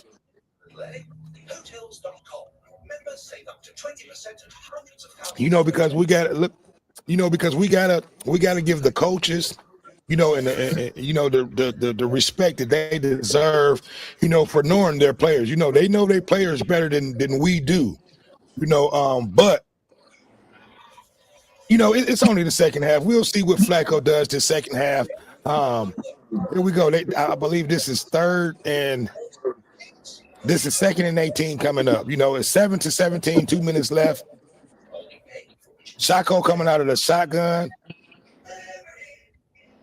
Another drop-off play to their tight end. Shut down, man. Hey, we just shutting everything down. So pretty much, man, he's just doing pretty much what we used to see. What was our old quarterback name? When he was under pressure, just do a lot of drop-offs. Right now, he's just doing dump-offs to the running backs and things like that. You know, because the pressure, the defense, the pressure from the defense, he has no time to be able to get the ball downfield, Big Dave, at all. You know, so it has a lot with this defense that, you know, Flacco is looking kind of like how he's looking today. So, you know, I'll give him the benefit of the doubt. This Lions defense is swarming every play. Another drop off to the running back, to the tight end, nothing. So this is fourth down now. So they will have to punt the ball. So like I said, Hutchinson is down. Wow. And he looked like he hurting bad too.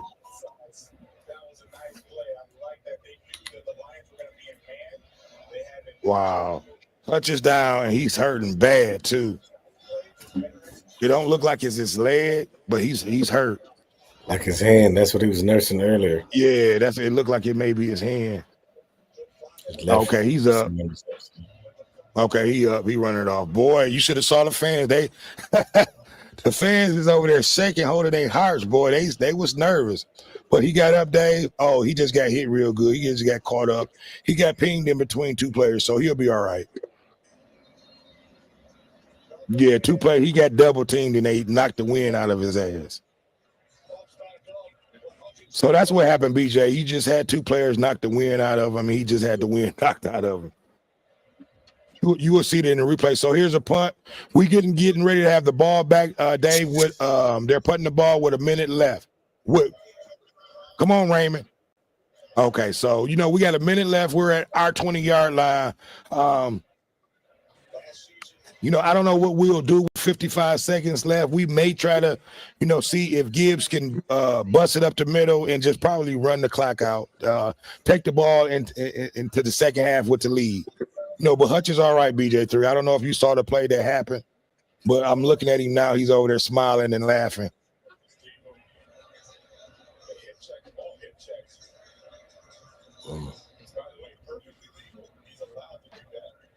Yeah, but the fans, you should have saw the fans' face. They was scared. Yeah. So was I. Yeah. They beat him up a little bit. Yeah, they did. He just got, like I said, two players hit him at the same time. He got pinged up between the two, but now they're showing him he's over on the sideline. You know, he's laughing and joking with the players, so he'll be all right. Okay, so here we go. 1st and 10. The Lions from the 15-yard line. I think Goff is out of the shotgun. We just got a flag. Offside, so throw it down deep. Okay. Oh my God. J-Mo cannot hold on to a fucking pass, bro. We just got a flag offsides on the defense, and he tried to hit J-Mo deep. J-Mo just dropping balls, man. Wait till you see this pass. Hold on, they got Gibbs out there. Hold on, they got Gibbs out there playing not Gibbs, but they got motherfucking yeah, Gibbs out there on defense, bro. On that last possession.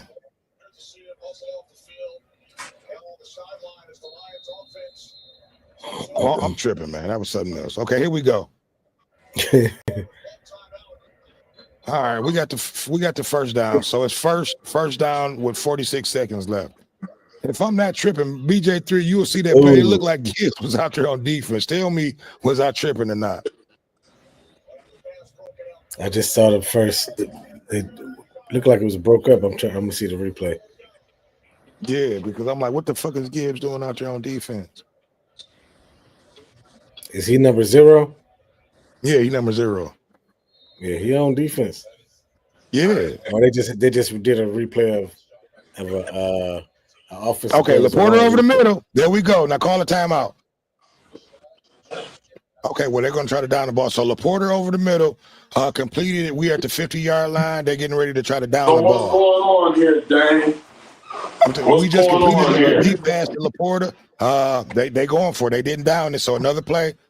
Okay, to Amon St. Brown out of bounds. So we're threatening to score. Tell BJ he better rephrase his words on Flacco. Hey, Yeah. even the pass that he threw that my man caught that you didn't like, it wasn't terrible to me. He was under pressure. He fell down. He hurried up and got rid of the ball. Yeah, we may see a different quarterback in the second half, Dave. You know, but especially if Detroit put a score up on this drive right here. Golf deep. Okay, he missed through that one. Come on, J-Mo. You got to get open, baby. 3rd and 4 coming up. We are in field goal range too.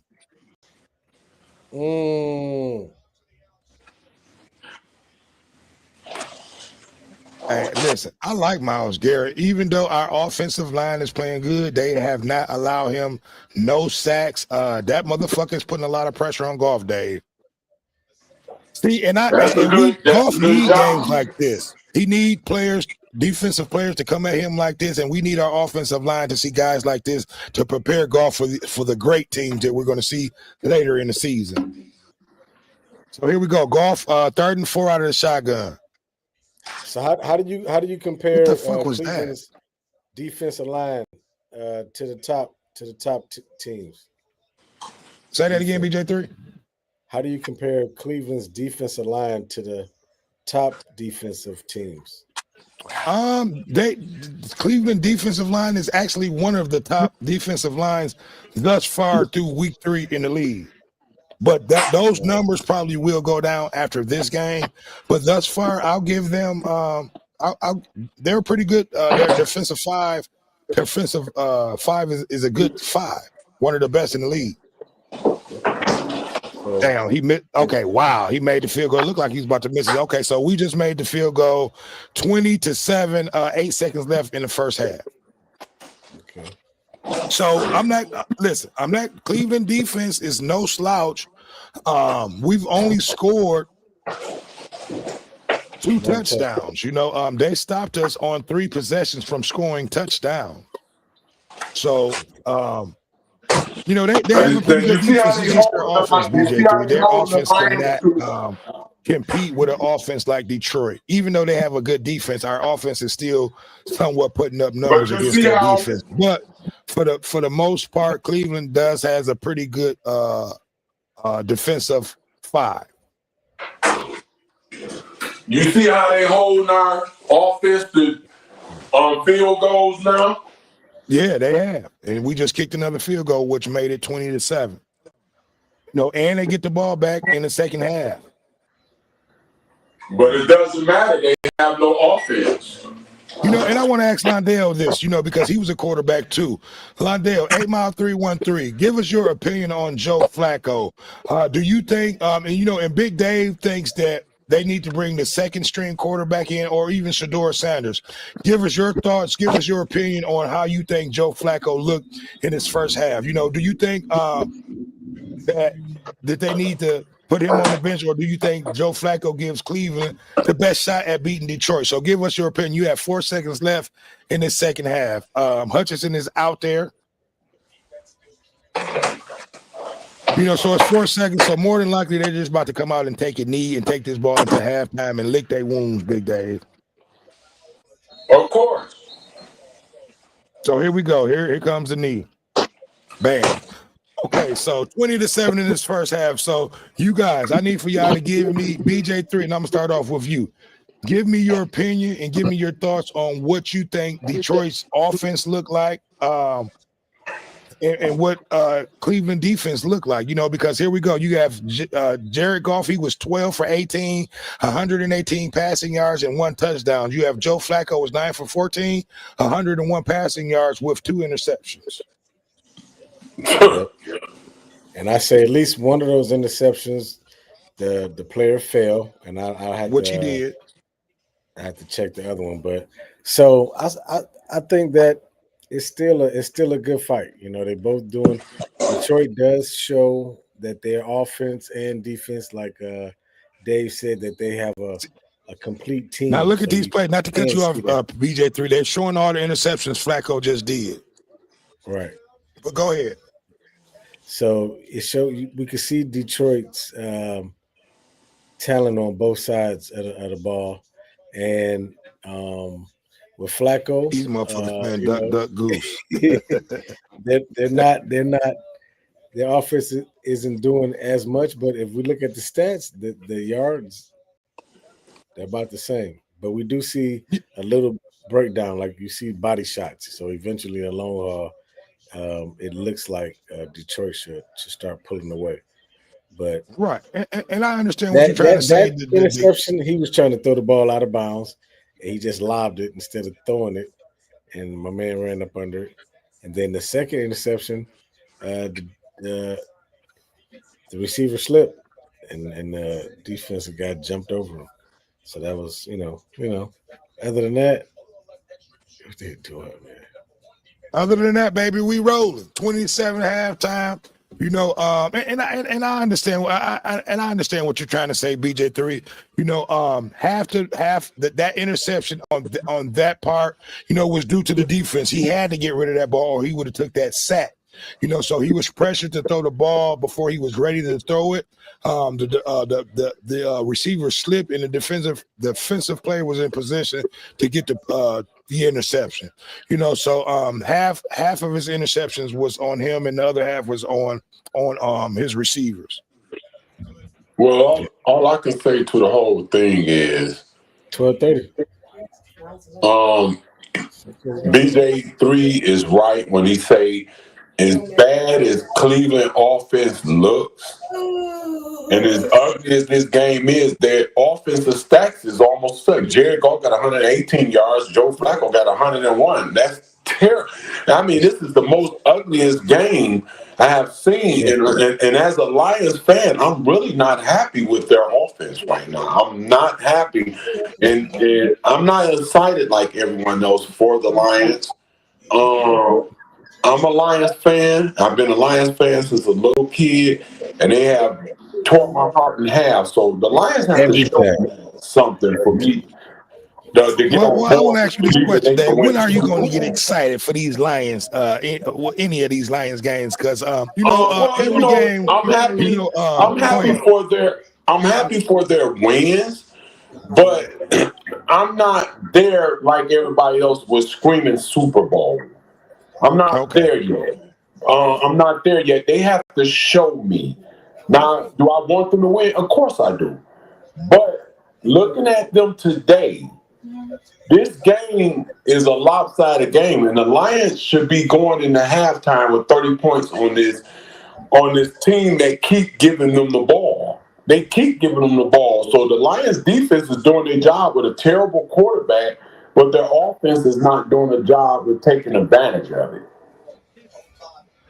No, and I agree with you, man. Look, we giving up right now. we're getting what the defense is giving us. That it should be. I believe we kicked 3 field goals that should have been touchdowns. So Cleveland defense has been doing a pretty good job at keeping us out of the red zone. Out of the end zone, I should say. And it's been a close game. Because Cleveland does get the ball coming out in the second half. And if they are able to come down and score a touchdown, it will put them right back in the game. They're only down. 2 possessions. This game is far from over with, but at the same time, if Cleveland can't get any offense, this game will be over with, soon in this third quarter if they don't come down and put a touchdown, in this opening drive, Dave, because your defense can only carry you so long before the offense of the other team start putting up numbers. And that's a fact. That's definitely a fact. But if you don't have offense, the defense doesn't mean nothing. See, this is not the old days when Baltimore won it with a quarterback that was washed up, but the defense won them the game. This is not this kind of game today. These offenses are more elusive these days. Right. So what you're saying, he's not playing with the Baltimore Ravens like how he was when he won his championship. When the defense was actually carrying. Well, no, I'm saying he's not playing on the Baltimore Ravens team. Yeah, that with Joe Lewis. I mean, with I'm sorry. With the top defense of the league. Defense back then won you games. Today, you need defense and offense. A defense can help you win games, but it can't help you win a championship without help from the offense. And I asked Londell that question. I said, should Joe Flacco, come out there in that second half, or who gives Cleveland the best chance at winning that game? 8 Mile 313 said it's all politics. He said Joe shouldn't be the quarterback. So he agreed with you, Big Dave. He's he's an ex-quarterback running back. And he agreed with you. He said Joe shouldn't be out there. They either should have the second string or should George Sanders out there. Which I think, Dave, I'm gonna keep it real. This game is still close. I think you may see what you've been wanting to see from Cleveland in a quarterback change this second half coming out. Because I'm gonna be honest. I agree with some of the things that BJ3 was saying about Flacco. A lot of the second interception wasn't his fault. It was due to the pressure from the Lions defense, but he still was not able to get that ball, out of bounds, so it all falls on the hands of the quarterback, so you probably will see the second string quarterback out there, Dave, but I still don't think that will make a difference, in this game. At this point, I agree again with you. It's not about it making a difference. It's about the games that these owners and play when it comes to black quarterbacks. Like I said, I will be doing a show on how blacks are treated in the NFL. Just because they're starting to throw us more of a bone, the only reason they're throwing us more of a bone is because they see the black talent is overwhelming the NFL, and without it, the NFL is no more. If you don't have a mobile quarterback or blacks taking over. What is the percentage now, BJ? Do you know what is it? 70%, 30 of blacks running NFL now? What is it? 65, 70 or something like that? I'll pull it up for you. Yeah, so there's probably a higher percentage than that, Dave. But I think, and I even think the owners know that, going forward in today's league that, most quarterbacks has to be mobile. Look at Josh Allen. He's one of the top quarterbacks back there in the league. He's very mobile, has an arm, and that's what the league has developed into. You can't have a quarterback just sitting back there in that pocket, thinking that he's going to be able to just sit back there in that pocket all day, because the defenses they're flying to that ball. So it says that black or African American players are accounted for 53% of the NFL, and this was a 2023 stat. Right, so that's more than half of the league. Yeah, so that probably didn't change from 2023. a little bit more because last year we had 16 black quarterbacks start, so that was half of 32 teams. Mm. And the positions that's left in the NFL are tight ends that's white, and some linemen that's white, and every blue moon you get a linebacker. But for the most part, blacks run the league with receivers, running backs, almost the front line, the defensive tackles position, the corner positions, the safety positions. We pretty much are dominating. I think these owners want to win, but they pride sometimes get caught up in sitting the white boy down because that's for interest. Let's talk about Justin Herbert. Let's talk about Josh Allen. Let's talk about these white quarterbacks that they brag about that haven't won nothing yet. Justin Herbert hasn't even won a playoff game yet, and he's been in the league, 4 years? And they's talking about him like he's one of the best quarterbacks in the league. I don't think so. He hasn't won shit. Josh Allen has won more than him, and he's a dangerous quarterback, but he still ain't won shit either. Look, I love Josh Allen. I think Josh Allen is one of the best quarterbacks in the league. I agree. This may be his year. To be able to prove all doubters, but and I'm gonna be real. As long as Josh Allen and what's the quarterback for Baltimore, Lamar Jackson is in the league, in the same league, the same division as Mahomes, they will not win the Super Bowl, because you cannot count Mahomes out. I think that's been their only downfall. They just been in a division, with a great quarterback who happens to be black. Because we all say happy birthday. I agree with you 100%. Yeah, but yeah, man, Dave, this is something that you need to talk about ASAP.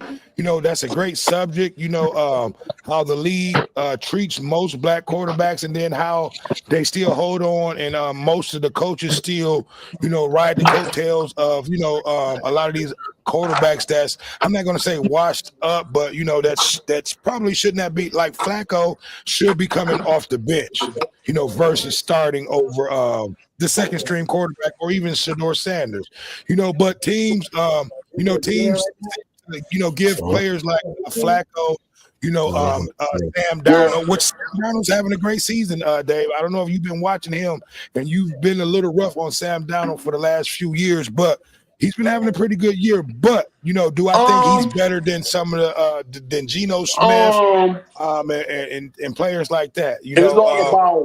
It's all about the way Sam Darnold has been used for Seattle. They have a beast defense over there. They're not asking Sam Darnold to do much, just like they didn't ask him to do much in Minnesota. But the Sam Darnold we know, he will show up when the time is needed. You see what happened when it came to the big game against the Lions? That Sam Darnold missed every throw.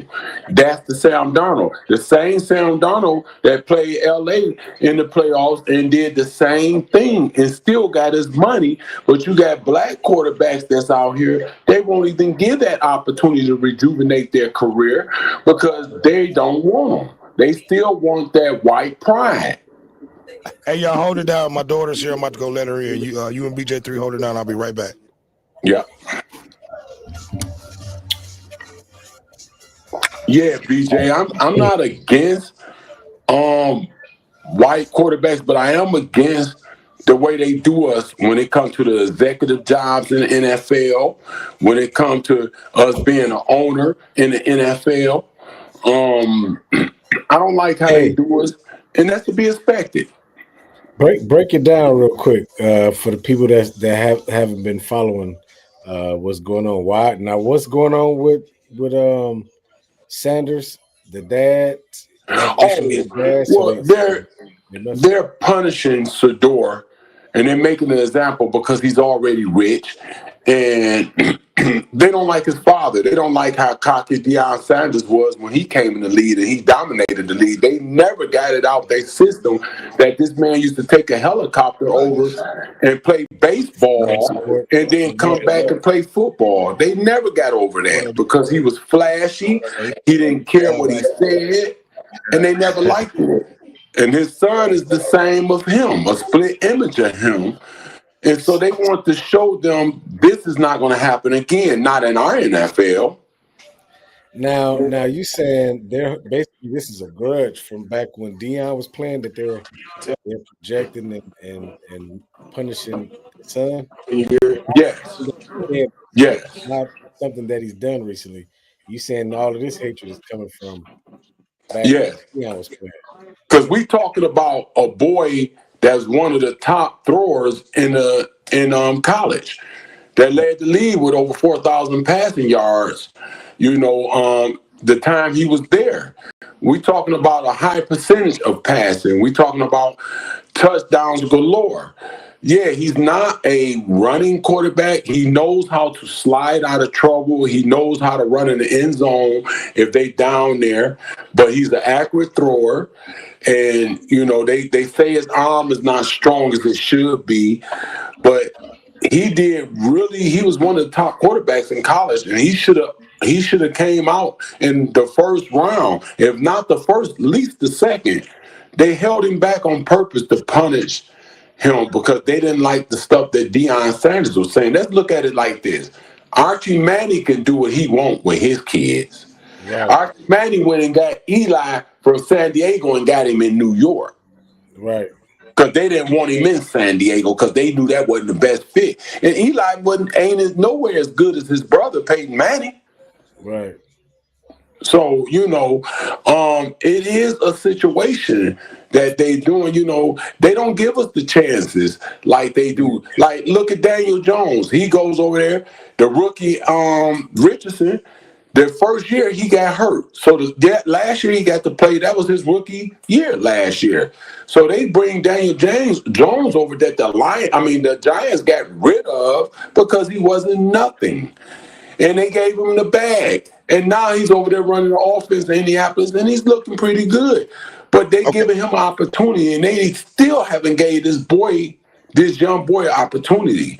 And that's a problem with the Not to cut you NFL. off, Dave. The second half has started. We got Flacco is still out there, which he's just they just got a first down. Hutch is out there, almost got a sack.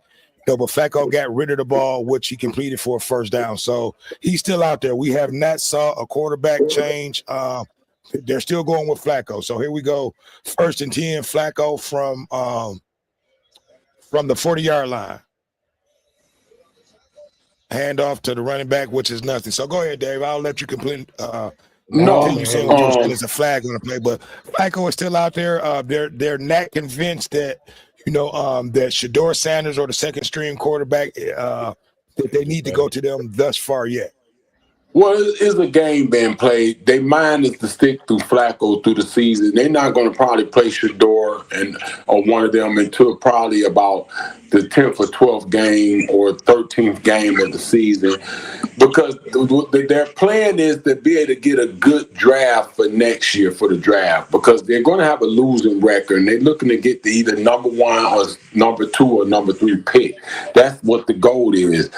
You don't want to start trying to win games. Now, they say there's no such thing of playing that game, but we all know people do it so they can get that pick. Defense right there. That's what I'm talking about, Branch. But go ahead, Dave. Not to cut you off. That was a good play. Flacco just tried to get the ball to the running back out of the backfield. Branch was there to make a tackle to knock the ball loose. But we got 39 getting ready to come up. BJ3. It's 13:05 left in the third quarter. So we still got a whole first half to go. But Dave, I agree with you 100% on everything that you were saying. We definitely got to get that conversation going and that show going about black quarterbacks versus white quarterbacks. Joe Flacco out of the shotgun, 3rd and 9. The Lions are blitzing. Here come Hutch. Got him. Hutch got him. The ball is loose. The Lions had the ball. Hutch is sitting on the takeaway, baby. It's a flag on the play. Hopefully the ball is going our way. But Hutch just got another sack. Dang, y'all hold that thought and hold it down for me. My battery is signal low. Let me go put it on the charge. Hopefully I get back on the fucking defense. Wow. All right, I hear you, Dave. Yeah, hopefully I'm back with y'all before the third ends, or at least by the 4th. Okay, well, do your thing, man. Okay. We got Mama Mia in the building with us. She has the headphones on, so she can hear you, BJ3, and her mic is on. So if she want to talk, she can talk into the microphone if you want to say something, Mia. Hi, everybody. What up? I don't know anything about football, but I know a Hey. touchdown, 6 points, you get the kickoff, that's 1 point, so that equals 7 points. The extra point, right? So Yeah. you on point. That's all I So know. here we go. So we did not get the sack. They took that away. You got Flacco, automatic first down. First and 10 from the Lions 50. Flacco out of the shotgun. Flacco going deep. Nothing. Hold it on defense. Okay. Hey, Flacco don't mind throwing that bitch, BJ3. Even though, listen, he's been under a lot of pressure, BJ3. And I understood everything Big Dave was talking about. He's right, but at the end of the day, I think Flacco is still the quarterback, over Shador Sanders and the other quarterback that they got. He gives them the best chance to win.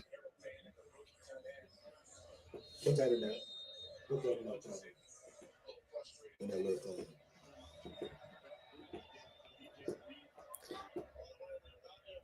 I mean, at some point, it's early in the season. So right now you're letting the young guys, observe. They're getting to see the pace. They're getting to see it. You know what I'm saying? And Right. They're watching and learning. Yeah, and if it get too bad, like that pass wasn't bad. He just didn't run up under it. If he would have caught that, that would have been an amazing catch and throw and catch. But anyway, yeah, they getting to see and later down the line, a couple seasons in. That was a good defensive coverage by Branch. It was only. Yeah. Okay. So it looked like BJ3, you may be right with me now. Yeah. So this is 3rd and 10. Are you right here on 3rd and 10, Flacco? Out of the shotgun. No, I'm on 2nd and 10, 11 seconds. So now I'm still okay. So you still a play behind me. So it's 3rd and 10. Flacco in the shotgun to the running back, nothing. So they will have to punt the ball. Yeah, put it in that. If you don't know how to do it, give it to me. So yeah, I got my daughter over here, my own one and only daughter, Mama Mia. She just recently had a birthday. How old are you, Demia? I'm 27. She is 27 years old. I got my baby came over here to hang out and talk a little bit of football with us. What she don't really know. She know a little something about it. But BJ3, she can hear you. Okay, so here we go. So they're putting the ball back to us. You got Raymond on the return from the 5. Okay, we'll have the ball at the 10. Yeah. Yep. So you kind of in my position too, BJ3. You have one and only. Let me think before I say that. One and only daughter. Yeah. Yeah, one daughter. How old is your daughter again? I think she's like a year, maybe or 2 behind me. Okay, 24. 24, punch 26. Right. Yeah. And I gotta give your dad a call today. I felt horrible yesterday. I thought it was his birthday. And I know he's probably not watching this, but if you see this, Uncle Bunky, I apologize because he called me every year for my entire life, on my birthday. And I missed calling him on his birthday, but I'm definitely going to make it up to him.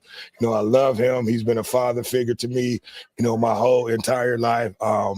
It slipped my mind this week. It's been a long work week, but I don't have any excuses because he doesn't have any excuses. He's always on time. He's always called me every year on my birthday for my entire life. And, I woke up yesterday thinking it was his birthday, and it was not, so I have to call him and, and apologize to him. Hopefully he sees this. I apologize. I love you. Happy belated birthday. You've been a great mentor, great uncle to me, father figure, and I just want to wish you happy belated birthday.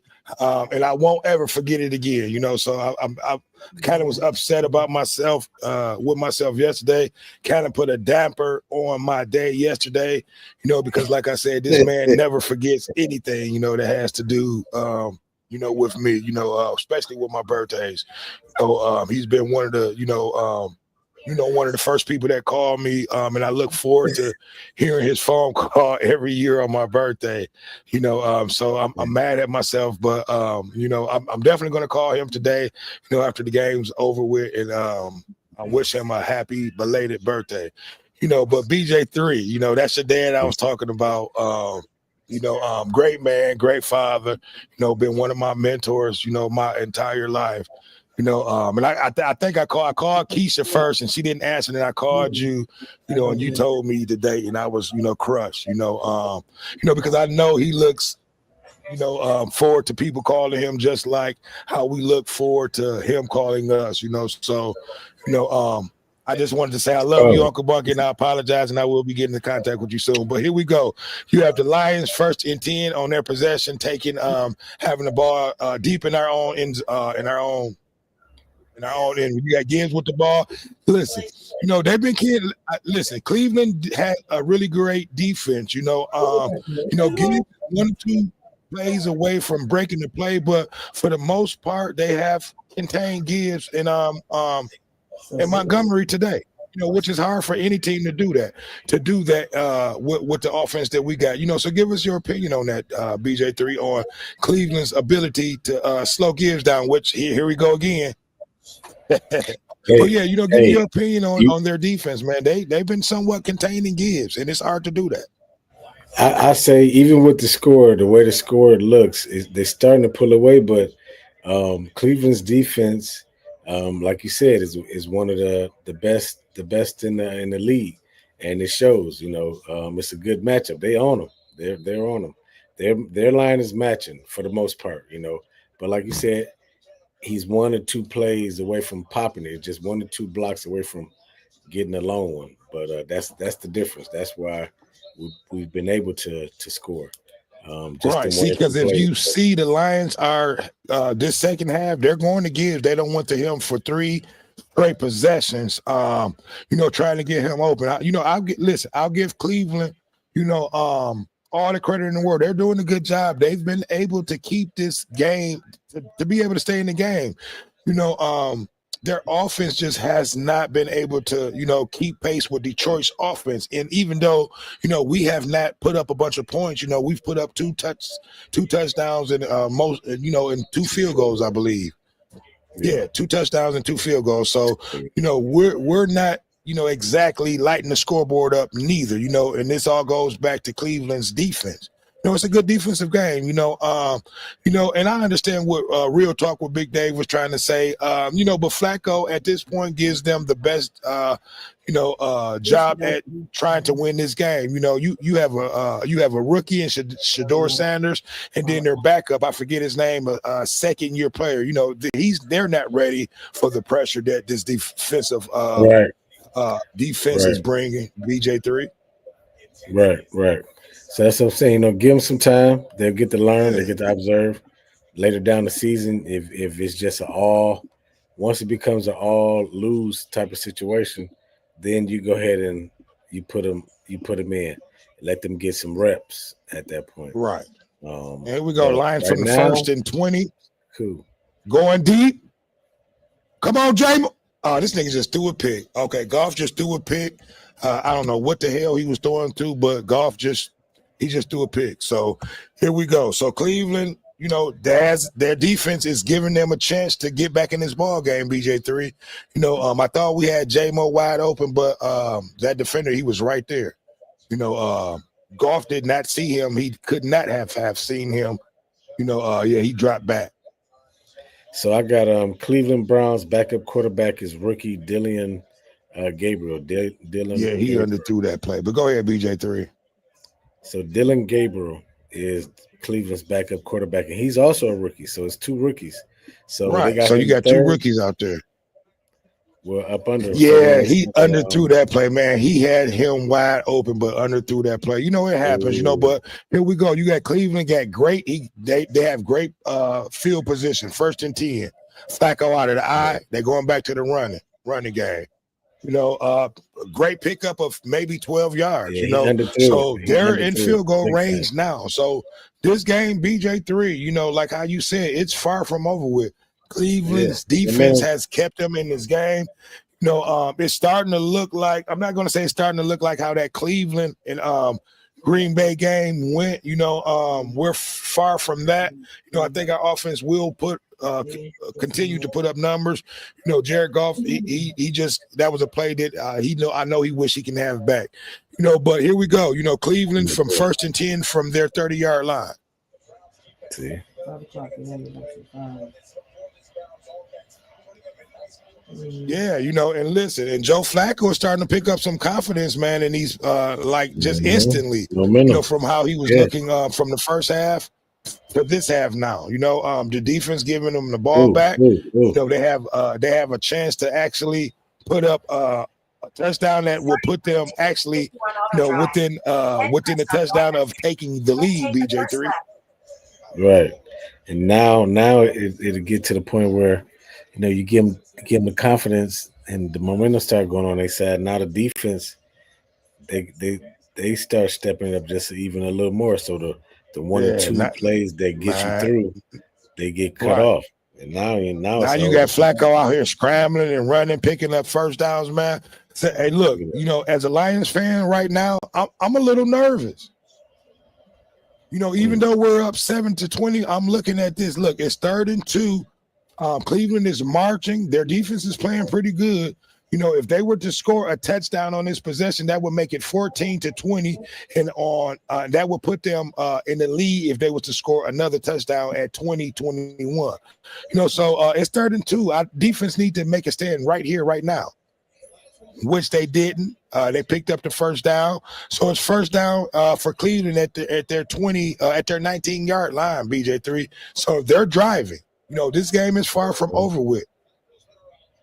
Yeah. And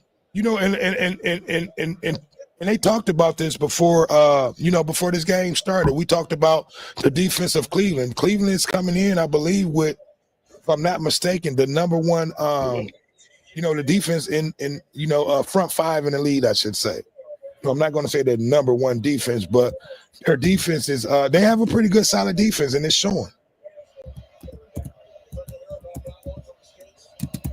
See, and Flacco, and I can't wait till Big Dave come back in. Look, these are the games that, Flacco just really, he don't have to win these games. He just needs to manage these games. Hey, they're number one in total yards allowed and against the run.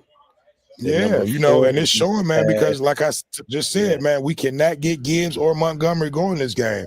They're showing Shador Sanders over there, but Flacco, Flacco is still out there, man, and he's doing his thing. Another handoff, fake handoff.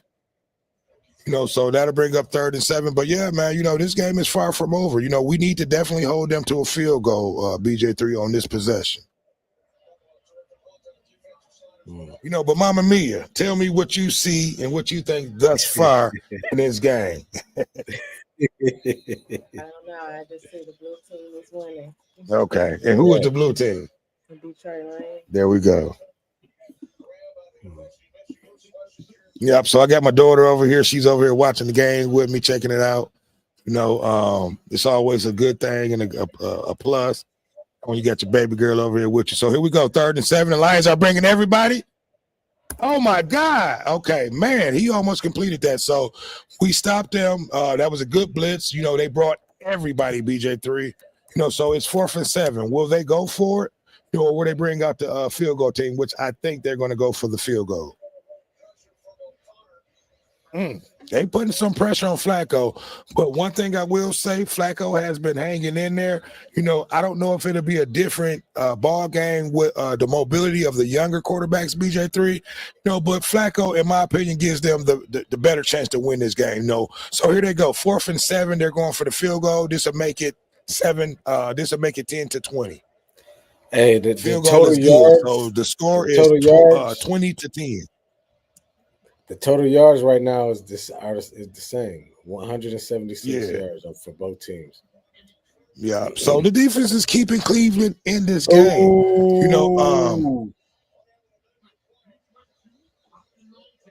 I just saw the 3rd and 7.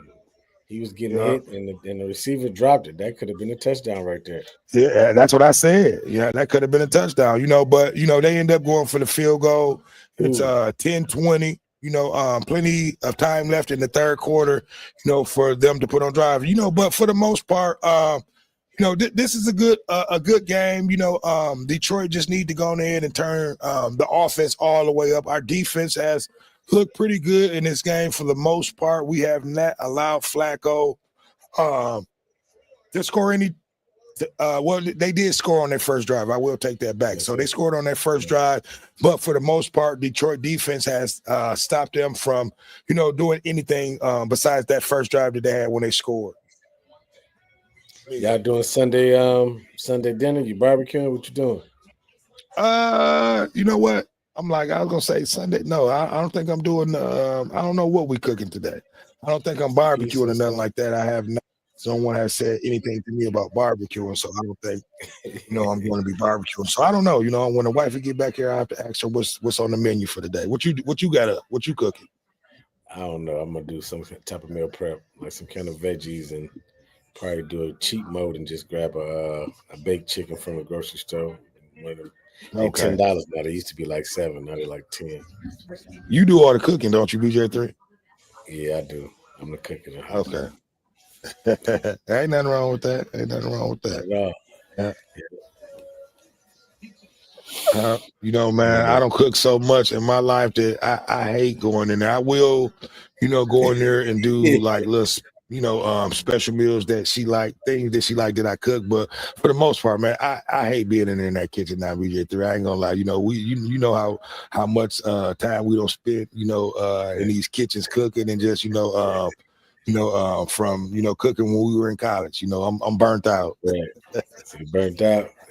Yeah, I'm burnt out. Hey, I recently bought some new skillets and non-stick skillets and stuff like that. So I am, I will be getting back in there, whipping up some new dishes and special dishes. So but for the most part, man, I have retired, from cooking. But I will come out of retirement every now and then. What do you say? You went into retirement mode? Yeah. But here we go with Raymond on the kickoff. Come on. We need that wasn't Raymond, but we got a pretty good kickoff. But yeah, for the most part, man, I have retired from cooking. I allow my wife to do most of the cooking, but sometimes I will come out in retirement and cook certain special meals that that she want that I will cook. But here we go, 1st and 10. The Lions are coming out on their next possession. Jared Goff out of the eye. You have Gibbs in the backfield. Gibbs up the middle. Man, Gibbs is like a play away. He gonna get it. He's gonna get that breakaway that he needs.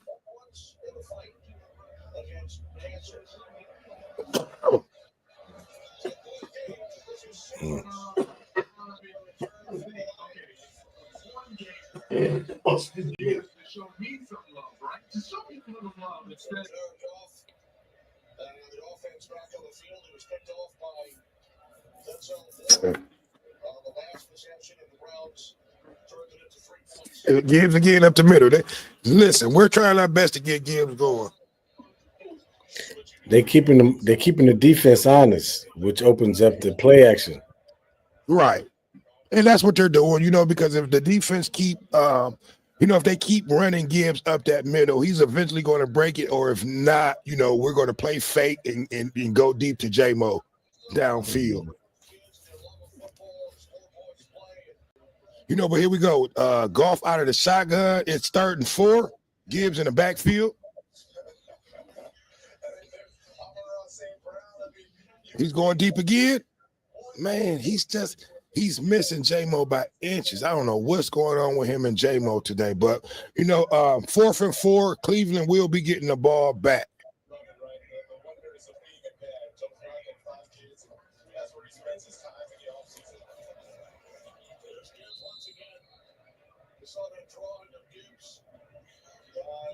Yep, so they will be getting the ball back, man. Like I said, Cleveland defense has, they pretty much showed up, BJ3. If they offense can keep pace or would have been able to keep pace with Detroit, this game would be a lot closer, but they getting the ball back. They have the chance at, making this game to me is 17-20, if they can score, on this possession, but you have 5 minutes and 15 seconds left in the third quarter. But BJ3, I'll allow you to go ahead at this commercial break to, pretty much what you've been saying all day. Cleveland defense, and I've been agreeing with you. Their defense has been keeping them in this game. This has been, a pretty competitive game coming from Cleveland. Most people thought, that Detroit was going to go out and put up another 50 points, because we're leading the league. The last two games, we've put up 90 points. So most people thought that we probably were going to go out there and put up a lot of points, against Cleveland, but their defense has kept them in the game thus far, BJ3. Yeah. I looked up Detroit's defense is 10th in the league, and the offense is 3rd in total yards. So you got a high scoring offense versus the number 1 defense. So in the league, right? And it's showing, right? It's showing that that we're that we can put up points, but at the most part, Cleveland defense, are not allowing us to put up the points that we normally would put up. So it's a pretty competitive game. I'm trying to be biased. I'm a Detroit fan. I'm commenting the game. I'm being unbiased with both teams, giving my opinion. Cleveland defense is looking really good. It's just their offense that's not keeping pace. But when you got a defense like this, the defense can keep you in the game, and as long as Flacco can manage this game, they can do like what they did against Green Bay, and win this game with a field goal, at the end if necessary. Because they're still in this game. So the Lions offense is going to have to step it up a little notch. The Lions is trying to me, they're looking to run the ball and trying to get the run game established. But to me, that's not going to probably happen this game. Cleveland defense is looking to stop that run. So I think, the offensive coordinator, the head coach may want to, start getting a little bit more pass heavy come this fourth quarter, to break this game open, because you do not want to keep a game close like this with a team against Cleveland, because it showed with that Green Bay game that, that they can keep a game close and then they'll be able to pull it out in the end. So here we go. You got Cleveland with their next possession on the running play, which picks up a first down. So, hey, they're in this game.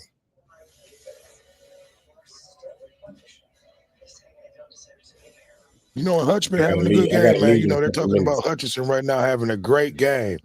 But I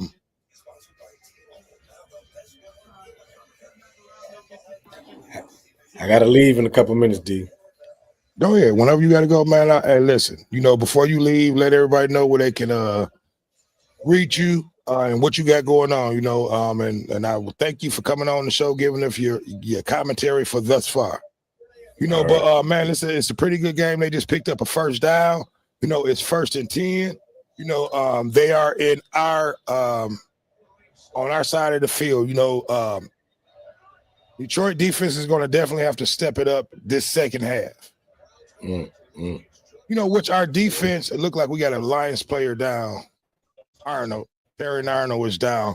Which our defense has stepped it up, but we're going to have to step it up a little bit more and maybe get another 1 or 2 more turnovers to put this game away to give the ball back to our offense. Because our offense is looking a little stagnant this game, and it all has to do with Cleveland defense. Okay, Tampa Bay is back up on the board, so that game is getting a little bit closer. You have the Eagles are up 24-13, I believe.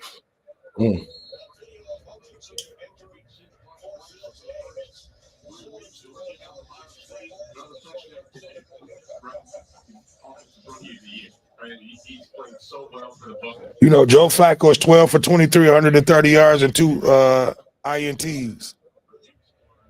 It looked like Terry Arnold may be having a crap or something. Oh, that's Kirby Joseph. No, Arnold's on the Oh, bench. he's just taking a break. But that's Terry Arnold, who was hurt, is why we're down while we're waiting.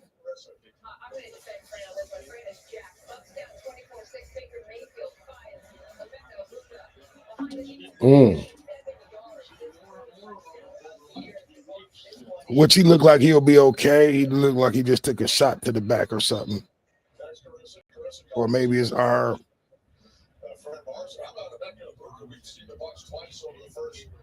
But Big Hen does not like the play of Arnold. So we got Robinson out there to replace him, which he's a pretty good DB to replace Arnold back there. So here we go. 1st and 10. Flacco out of the eye from the 30-yard line. They hand the ball off. Maybe 3 yards on the handoff. So yeah, but the defense, we definitely have to stop Cleveland. This possession, don't give up any points and come back down and score some points. And that'll pretty much, I'm not going to say put the game away, but it'll make it tougher for Cleveland to be able to win this game. But I need for you guys to like, comment, subscribe, and share. Give me your thoughts on this game thus far. We have BJ3 in the building with us. We have Mama Mia over here with us. We got Londale Bright, 8 Mile 313 in the comment section. He's over there chopping it up in chat notes. Let me go back to the comment section because he just put up 3 more. Okay, what up, though, Roy May? I got Roy in here. What up, though, Roy? You got 8 Mile 313. Tell her happy birthday. I think Londale Bright said happy birthday to you, Mama Mia. Her birthday has just, was early this month. She just turned 27, right? 27 years old. So she said thank you. Yeah. So, but yeah, BJ3, go ahead and before you get out of here, man, let everybody know, where they can reach you. Let everybody know what you got going on. Hey, man, I just show people how to create generational wealth and what to do with your funds and make it last forever. Tax-free options. You can hit me on the celly, 773-398-5658. There we go. And make sure y'all get over there and get in contact with BJ3 because, like I said, he's changing lives. He's enriching lives. He's giving good game plans and heads up on your financial future. So if you have any questions, definitely get with BJ3. He's a frequent visitor of the What Up Though show. So you'll definitely see him again and hear from him. But definitely if you need any financial help, or anything like that with life insurance, BJ3 is the man to get with. I'm always talking about him. I'm always putting up his information. So make sure that you get in contact with him, to plan your family's future and your future. But BJ3, I want to thank you again for coming on the show, man. It's always a pleasure when you bless us with your knowledge, about, the boxing. Oh, Mama Mia, hand me that right quick. And before you go, man, I want to show you this. Those books right there.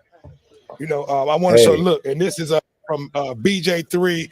This was from the and I wanted to do it. I'm still going to show it and do a fight, but he is my my fight guy. Go to the fight. He was at the Canelo Crawford fight. These were the books that they were giving out, putting in the seats. He was able to get me one, and I want to say thank you, BJ3. I appreciate this from the bottom of my heart. Look at this. This is something you had to be there at the fight to be able to get, and BJ3 got this for me, and I want to say thank you, man, and I love you. It's definitely, something that, I needed to add to the studio. I got it, right here. You know what I mean? So, and I believe you can actually go and to actually get the gloves to actually win these gloves. But let everybody know about this little package that you gave me, man. I love this, man, and thank you again. Yeah, my pleasure. Love you too. So it should be a poster. You should be able to open that up. Yeah, I will. I don't think I'll be able to open the whole thing up in there and see it, but I probably try to do it. But I just want to show them, this. This is awesome, so man. You had to be live there at the fight to be able to get this, and BJ3 is always at some of the main fights that they host there in Vegas, so I want to thank you again, BJ3, but let everybody know about this package that you gave me. This was awesome. Yeah, man. So they had it was in everybody's seats and wrapped in the plastic. The book is a nice book. It has like articles about the fighters and different fights they had throughout their careers. They got like a cartoon thing about the fight in that book. It's really nice. It's a really nice book, and It's that book is nice. about Saudi Arabia because, of course, this was Riyadh season. So this is like a Yeah, tour Saudi guide, Arabia. Saudi Arabia, and then the one thing you had is like a small little poster. If you open it up, it's this poster of Bud and Canelo, I think. Right. And I won't open that up yet because I have to pull it all the way out of the plastic. But Okay. yeah, man, it was an awesome gift. I loved it. I got it 2 days ago in the mail. I'm like, what the hell is this thing in the mail? I actually forgot that you had sent that in the mail. But once I got in here and I opened it up, I'm like, oh, okay. I'm like, yeah, so these are things that you'll Ready? only see over here on the What Up Doe show. You may have not saw this from anyone who talked about the fight or who posted the fight. You saw this live from here from BJ3. I received this as a gift from him. And I think it's an awesome thing. It'll be something that I hold on to for the rest of my life and pass it on down to my son. You know what I mean? If he becomes a fight fan, so that'll be something that he'll be able to have. He'll be able to show his friends, and his family that he got this from his father, who received this from his cousin BJ3, who was a frequent boxing, enthusiasm, boxing geek, boxing fan. What more can I say? But BJ3, like I said, again, I want to thank you for the gift. It was a blessing. I have it down here in the studio, with me. I got it framed up with all some of the most important things that I cherish. So I'm going to show it, every time that people come down here in the studio and they'll see it. They'll see that. So I want to thank you again. And I'm not going to hold you up. I know you got a busy day, and I want to thank you for giving us your commentary and blessing me with that gift, man. So let everybody know again where they can reach you. My pleasure, man. My pleasure. Thanks for having me on the show. 773-398-5658. Hit me up and I'll explain a couple things, and we can set up a meeting to break things down just to create a path for you. So, yep, I do have to go, man. I appreciate you, man. Thank you. Okay, there you go. One love, man. I love you, man, and you have a good day. And we'll talk to you soon. Peace. Yes, sir. Peace. Yeah. Okay, so that was BJ3. He had to tap out, but we are still here. We're going live. I got me, Mama Mia. She's over here with me. She don't know much about football, but she's in the building. Mama Mia, what do you have to say if you want to say anything about the Lions game today? What do you when you see the Lions, what do you think when you see the Lions game or when you see them play? Gibbs up the middle. Gibbs might be breaking that one. Oh, listen, they're trying their best to get Gibbs going, and they eventually are going to get him going. We still have 1 minute and 18 seconds left in this third quarter. So, Mama Mia, give me your thoughts. I know you're not big on football. This is something you don't watch, but when you see the Lions play, what do you think? I think that they know how to play. And they do. Yeah. So, but yeah, man, that's a good thing. I got my daughter over here watching the game with me, which it's a good thing. Most women, I'm not going to say most women don't watch football, because you have a lot of women that do watch football, and you have a lot of women that's out there at the games, but I'll say daughters, most daughters don't care about football or things like that, so she's just over here visiting me, and and we're happy to be watching the football game, so that's all that is, but I appreciate anytime that I can see my daughter when she come over here and visit me, but here we go. You got 2nd and 9, the Lions on their 30-yard line. They're driving. Here we go. Goff got rid of the ball. Okay, completed to the tight end, to Sam Laporta. 2 yards short of the first down. But yeah, man, it's been a pretty good game. Cleveland defense has showed, why they're one of the top defensive teams in the league. But the thing is, their offense is not sufficient enough to be able to keep pace with the Lions thus far in this game. In my opinion. But like I said, the comment section is open. we got Londale Bright, 8 Mile 313 in the comment section. I see my homeboy Roy Majors have made a comment. What up with you, Roy? Thanks for making your comment. You guys give me your opinion on this game. Tell me what you guys think about the Lions, offense. Tell me what you think about Cleveland's defense and even Cleveland's offense.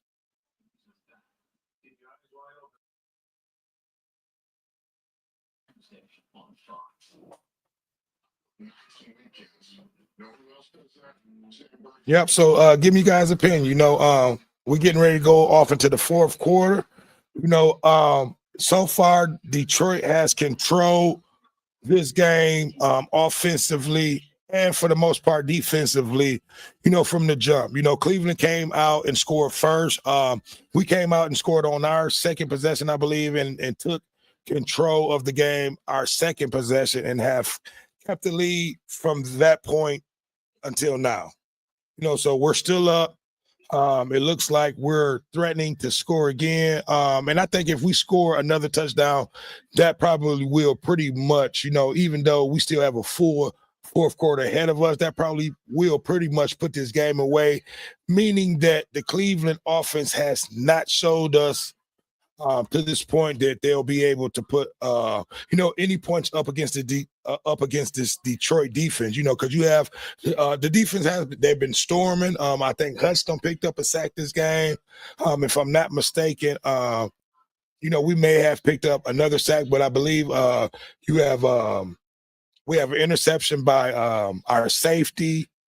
We should have had another interception that was dropped, but for the most part, our defense has played a pretty solid game, and so have the offense. We've made a few key mistakes on offense. Jared Goff did throw an interception that should have been a pass completed. He underthrew the ball, but today him and J-Mo just cannot connect with each other. They're like a playoff or a second away from hooking up. But it is what it is. We got the lead.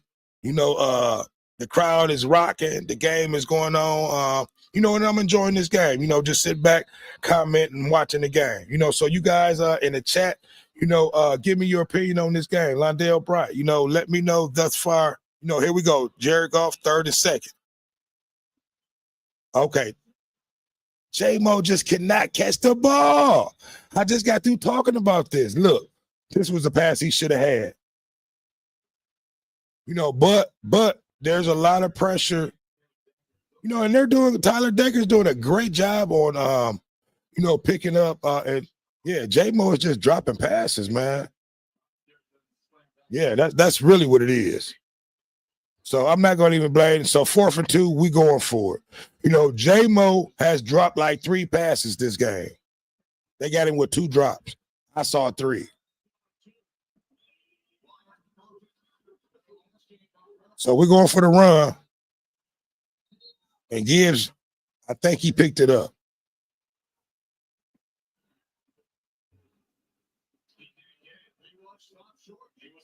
Oh, wow. So he did not get it. So he was stopped.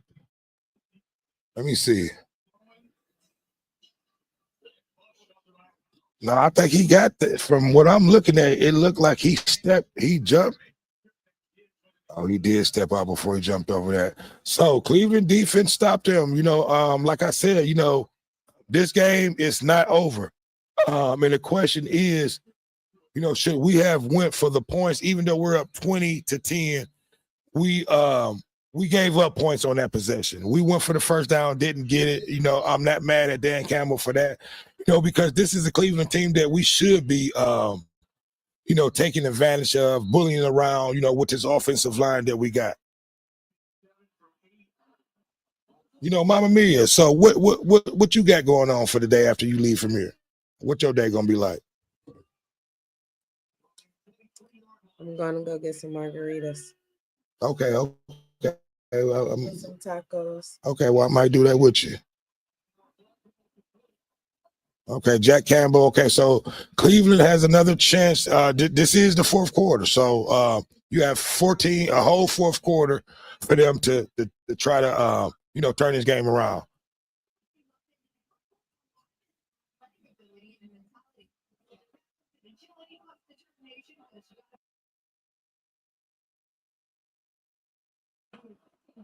So, but yeah, here we go. You got Cleveland 2nd and 7 from their 25-yard line.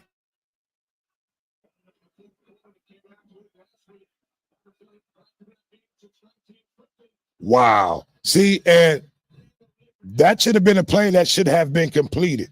Flacco just threw a ball. It looked like maybe to his fullback that was really went through his hands.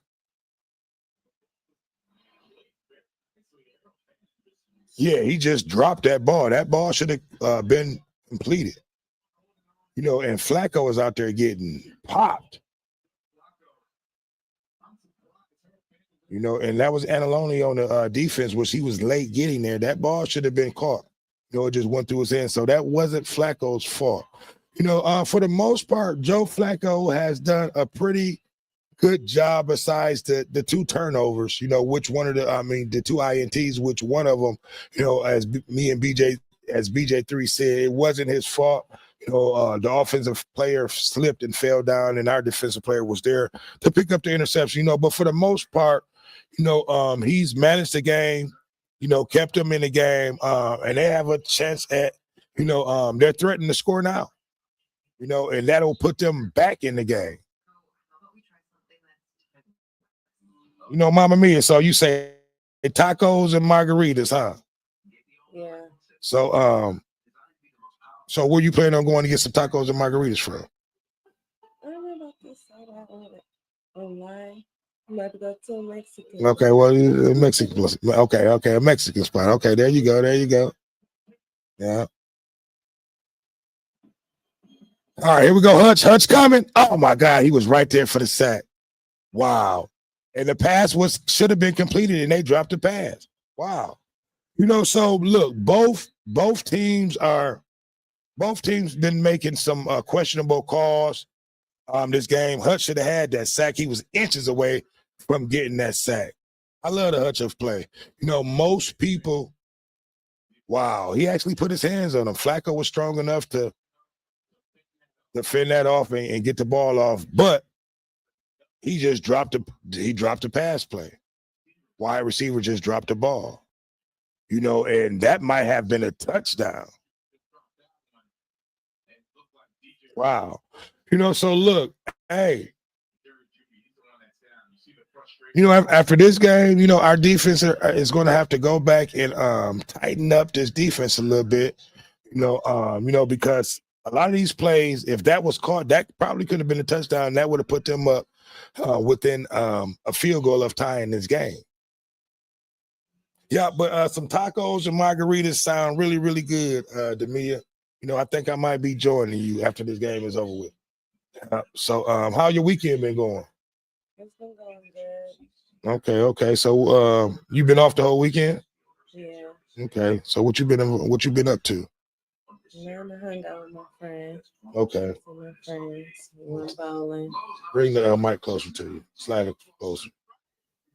You say you went bowling? Yeah. Okay. All right. So how did that go? Did you win? I did. I won. Okay. That's what's up.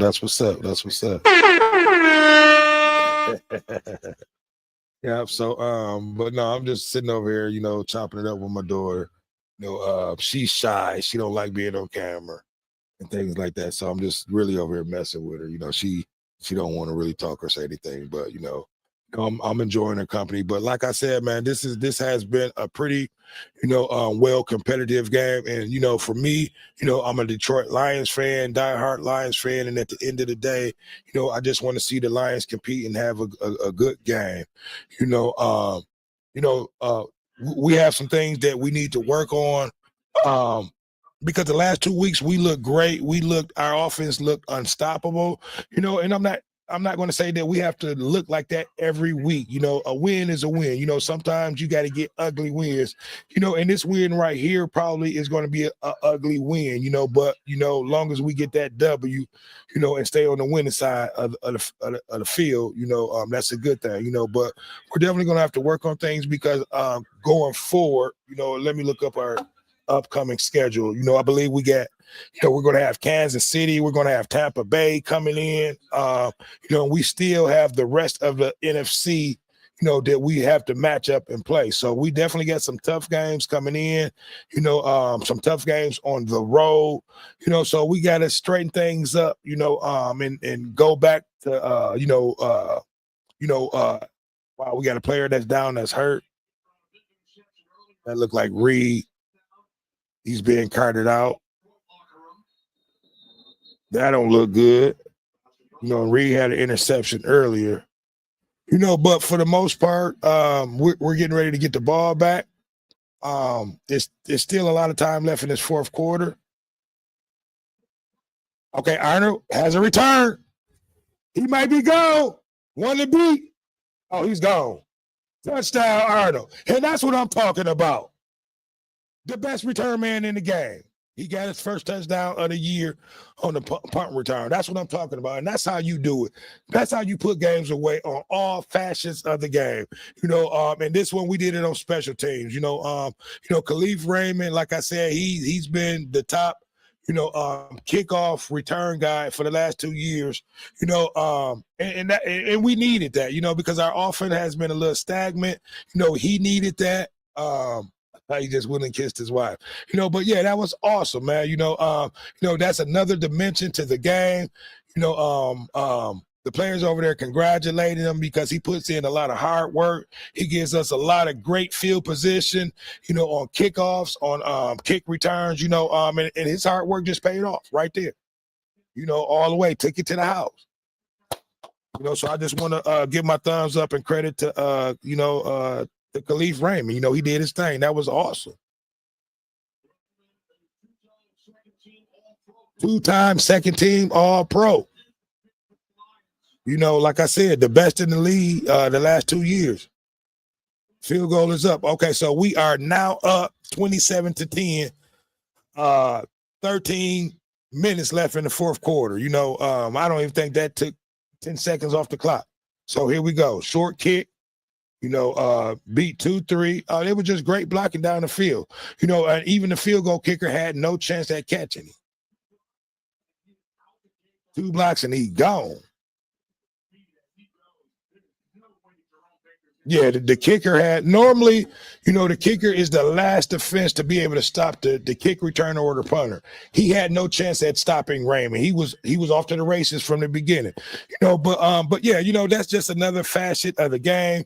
That Detroit has. Another dimension that Detroit brings to the game. When we're out there. Awesome. And we needed that. The offense, like I said, has been a little stagnant due to the defense of Cleveland. The Cleveland defense has not surprised, me at all. I see why they're one of the top defenders in the league. Because like I said, Detroit, the last 2 weeks, we've putting up 90 points and we still only have 30 points, which is it's a lot. It's more than what, a lot of teams score, game to game.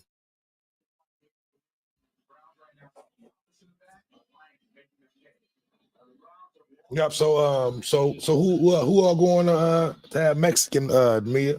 Who are you going with? My sister and friend. Okay. What time y'all supposed to be going? Probably in a couple minutes. Okay. Well, that's what's up.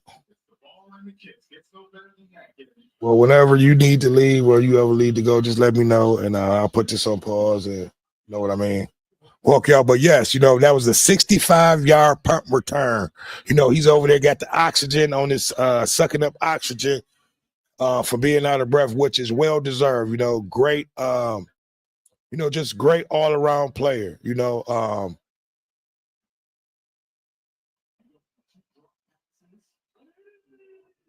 And Cleveland has, kicked themselves in the butt, on offense. They had two great opportunities to actually score touchdowns to make this a ball game that were plays that were dropped. Look like Tampa Bay is threatening, but it's 31-13. Look like they just scored again. Okay. And it's still in the it's still a four. Okay, yeah, still a fourth quarter. So 31-20. So Tampa Bay is trying to tighten that game up.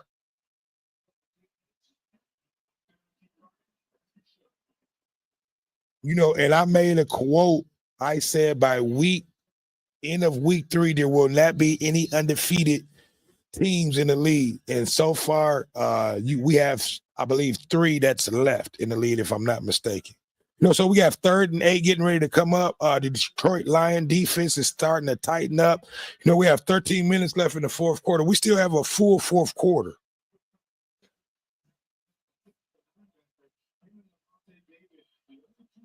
But I love all facets of the game so far from Detroit. The offense, defense, and even special teams now. Even though the offense has been a little stagnant today, we still have been able to put up. Yeah, that was horrible.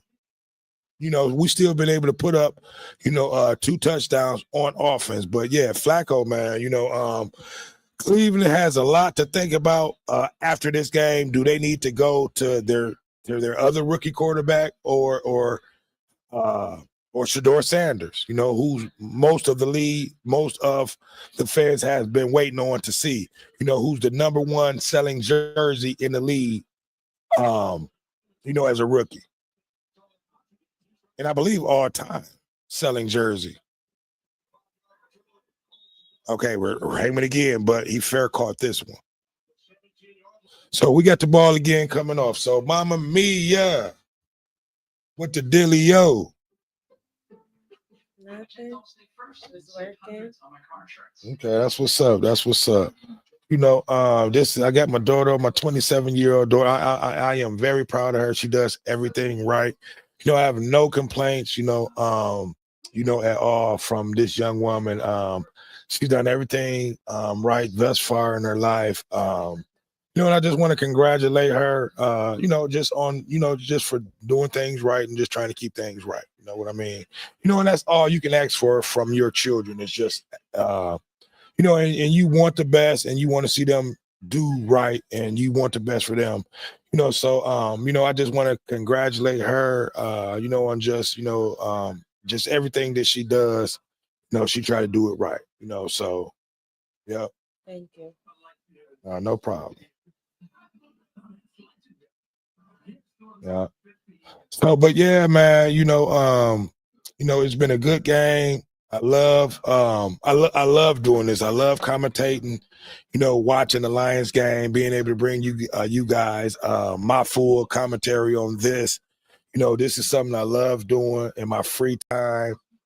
So that's why I just need for you guys to make sure you're supporting me by hitting that like button, making your comments, and I want to thank Ma 313. He been with me, all the way on these Lions game in the comment section, keeping that live going with me, and I just want to thank everyone else who's always watching the shows, sharing my stuff, and just trying to make this channel grow, because like I said, this is a venture that I took on maybe about 2 years ago.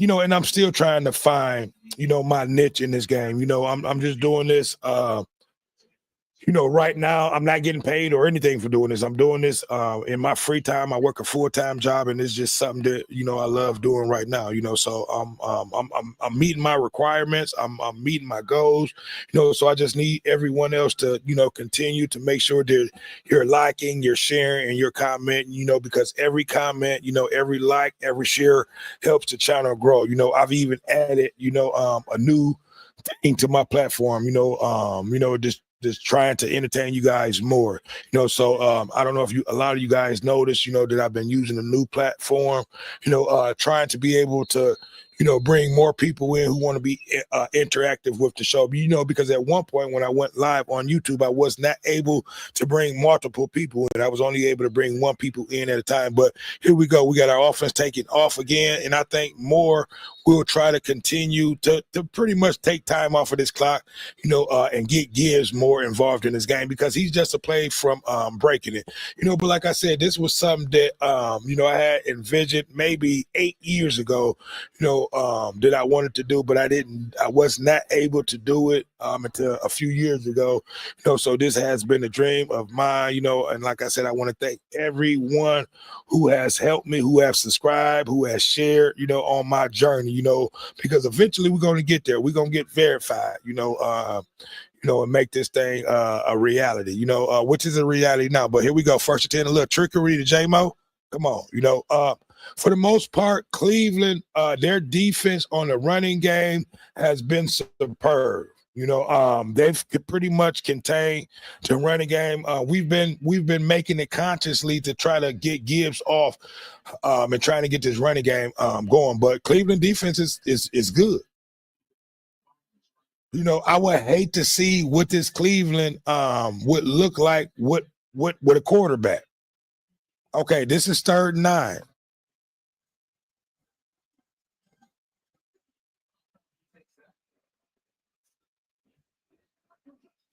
I'm just sent you a message, Mama Mia. Okay, 3rd down. J-Mo finally caught a goddamn pass. There we go. What the hell? Yeah, okay, 3rd and 7. J-Mo finally caught a goddamn pass. He been dropping passes all day. And I'm not going to say it's been his fault, but Goff has been up under a lot of pressure.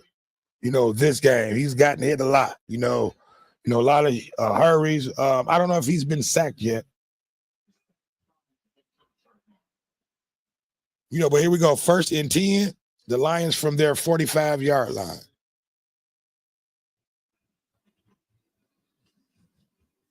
See, and off to well, I hope he's not hurt.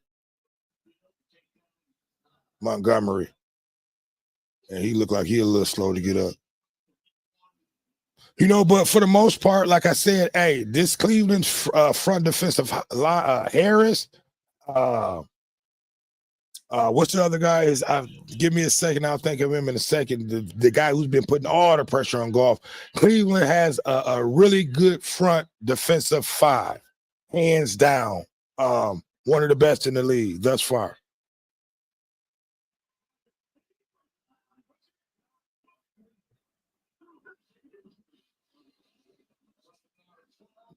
Because for the most part, they've contained, and it's hard to do.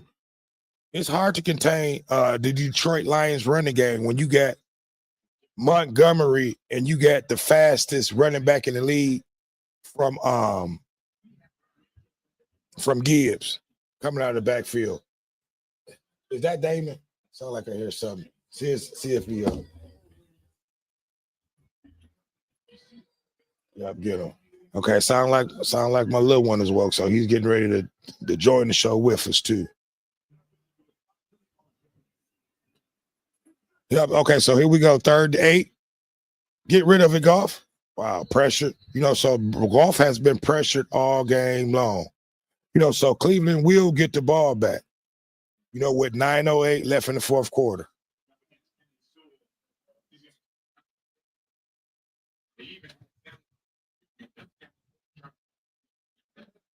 Yep. So yeah, they even had Sam Laporta back there trying to block.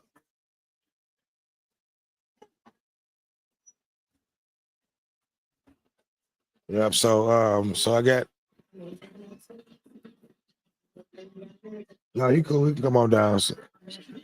So Cleveland will be getting the ball back. 9 minutes left in the 4th quarter.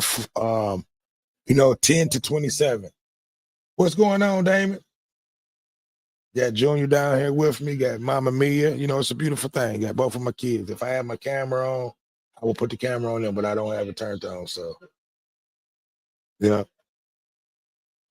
So, but yeah, you know, for the most part, it's been it's this game has really been closer than what the score it has showed.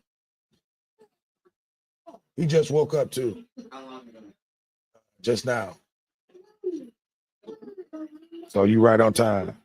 Oh, here we go. First and 10 from the Cleveland's 5-yard line. Detroit is sending the blitz. Everyone's coming. And they got the ball out to their running back, dumped it off quick.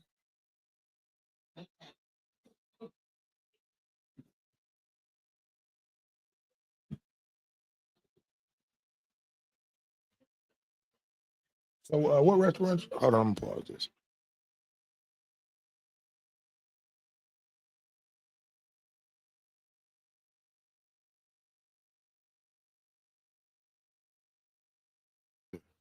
Well, I may meet y'all up there. Okay, Cleveland just dumped the pass off to the running back.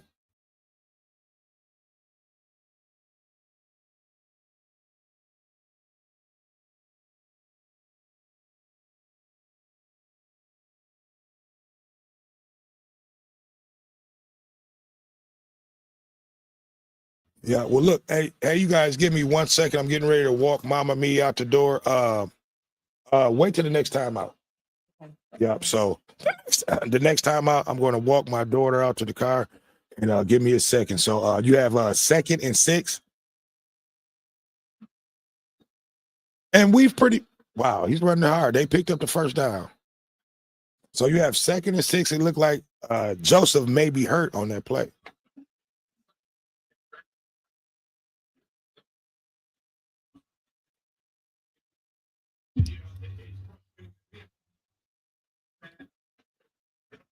Yeah, I need to eat though.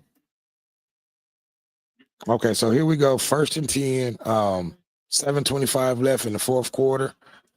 10:27. Lions.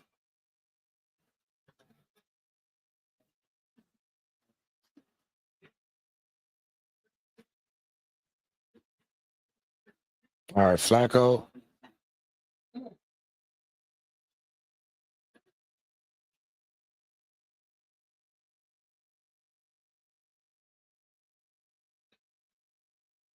So yeah, 2nd and 10.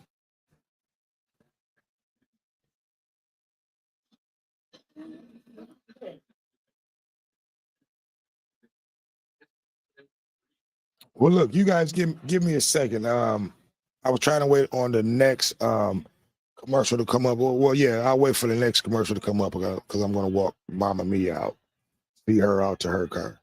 But here we go. You got 2nd and 10. 3 seconds left. It look like they're going to get a delay of game. It should be a delay of game. It was. Another sack by Hutch. We got the ball back. Touchdown by Campbell. There we go.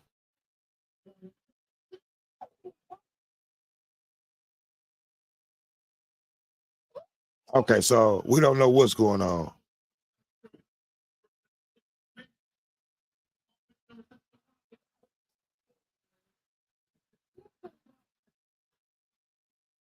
Okay, so we did get the ball, but I don't know if we got the touchdown.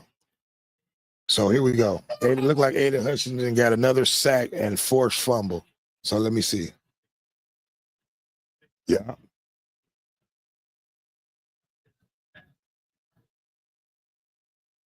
Yeah. He got there so quick that he didn't even. How was he ruled down? Oh, yeah, because he was touched. Okay. So Hutchinson did get the forced fumble sack. But the touchdown didn't count because he was touched by a Cleveland defender. Okay, so Detroit has the ball. We've gotten the turnovers we needed this game. Aiden Hutchinson is a monster.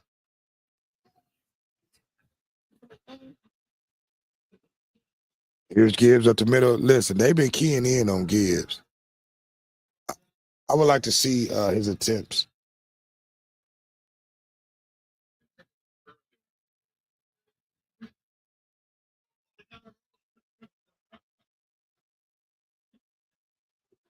Hutchinson is so what's the word that I'm looking for?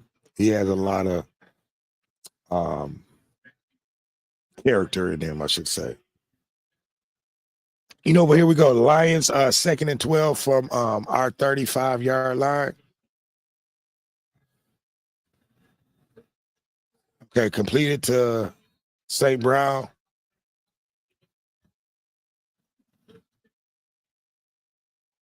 The 6th catch of the game. 3rd and 4.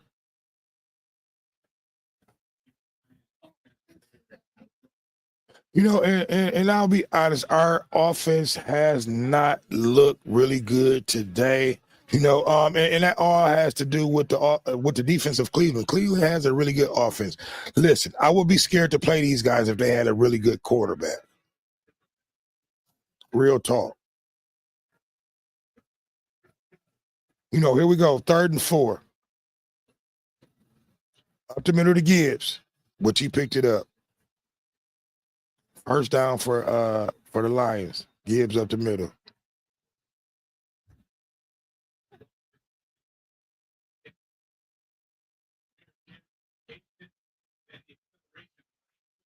Yeah, Gibbs is just lightning fast, but for the most part, they even contained him. Ooh. I didn't like that hit to the legs.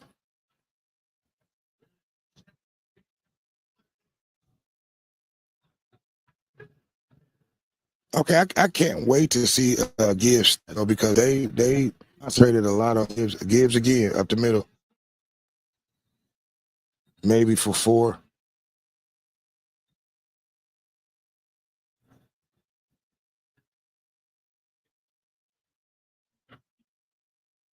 I appreciate you too, Londale, man. Hey, listen, and I want to give a shout out to my homeboy Londale Bright. That's 8 Mile 313. He's in the chat section. He's been holding it down for the last 2-3 weeks, in the comment section, so if you guys have any comments, he has the wrench over there, watch what you say, because he will block, a flag on the play. Pass incomplete. But I want to, he has great. I love his knowledge. I would love for him to come on the show, and be live with us, but he's not able to, but I appreciate him being in the comment section. He's keeping that, jumping for me. He's been on it, with the comments. False start on illegal formation on Detroit.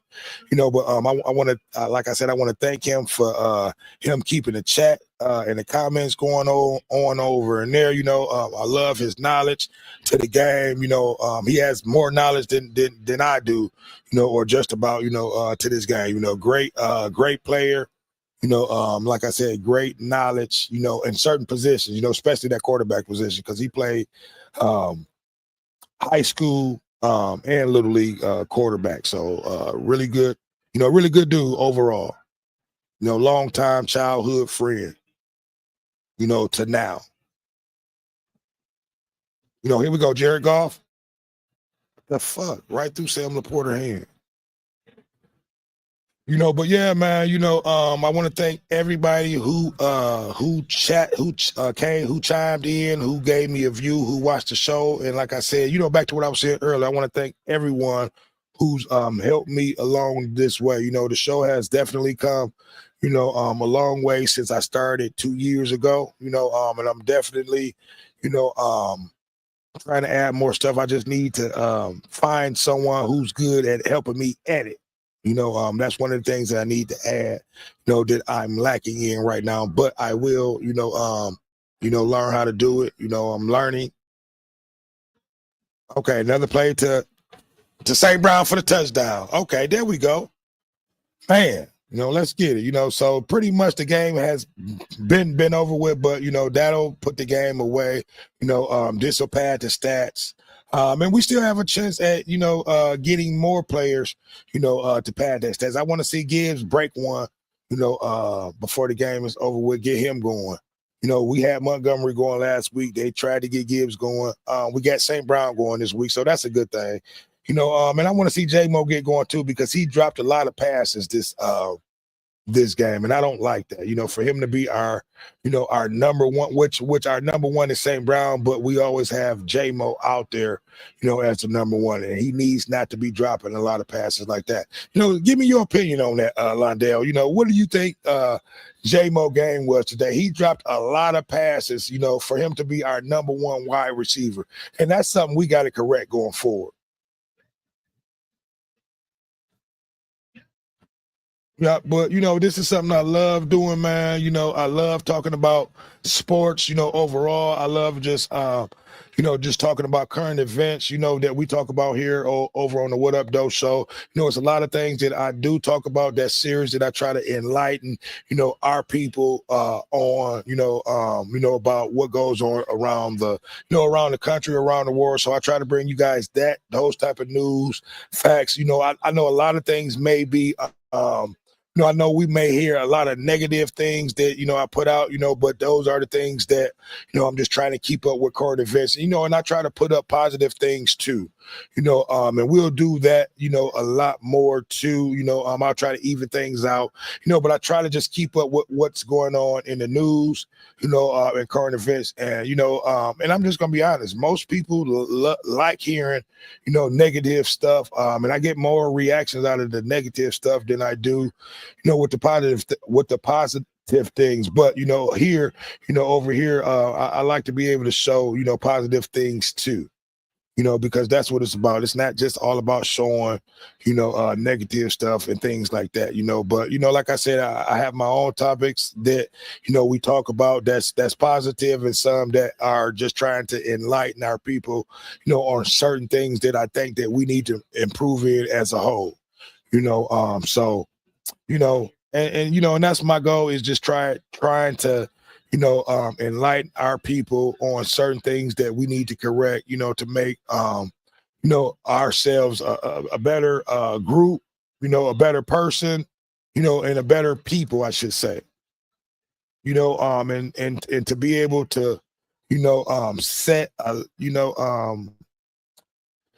a legacy for our youth, to be able to come up, and for them to be able to do better than what we did, and give them the help and the knowledge, and the thing and the tools that they'll need to be able to be successful against their their counterparts, because that's what it's about. It's about competing.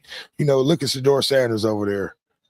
Most people was waiting for him to come out. It's 2nd and 7. Most people want to see Shedeur, but I don't think. Okay, so they have brought the second string guy out there. So, yeah, so he's out there with 3 minutes left. I have not paid that no attention. So you do have the rookie that's out there. He's small, but I'm not going to say Shedeur is any bigger than him. So yeah, we will be able to see a little bit, from their second string quarterback.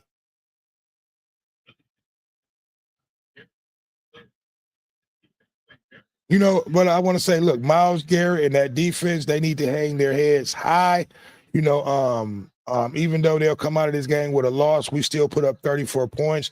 They were able to keep this game close as possible as they could, just until they couldn't. Until the Lions offense, pretty much took over and controlled this game. But for the most part, wow, that quarterback is small.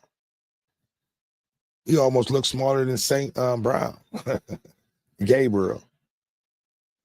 But yeah, man, and that's my goal over here, is to try to bring you guys content, with the sports, current events. And we do our own titles, and we have our own conversations over here. So, my goal is just to try to bring you guys great entertainment and entertain you guys, for the most part. But Cleveland is a good team, man.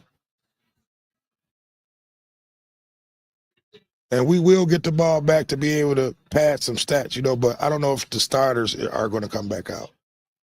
I would love to see Gibbs out there to get him over 100 yards this game.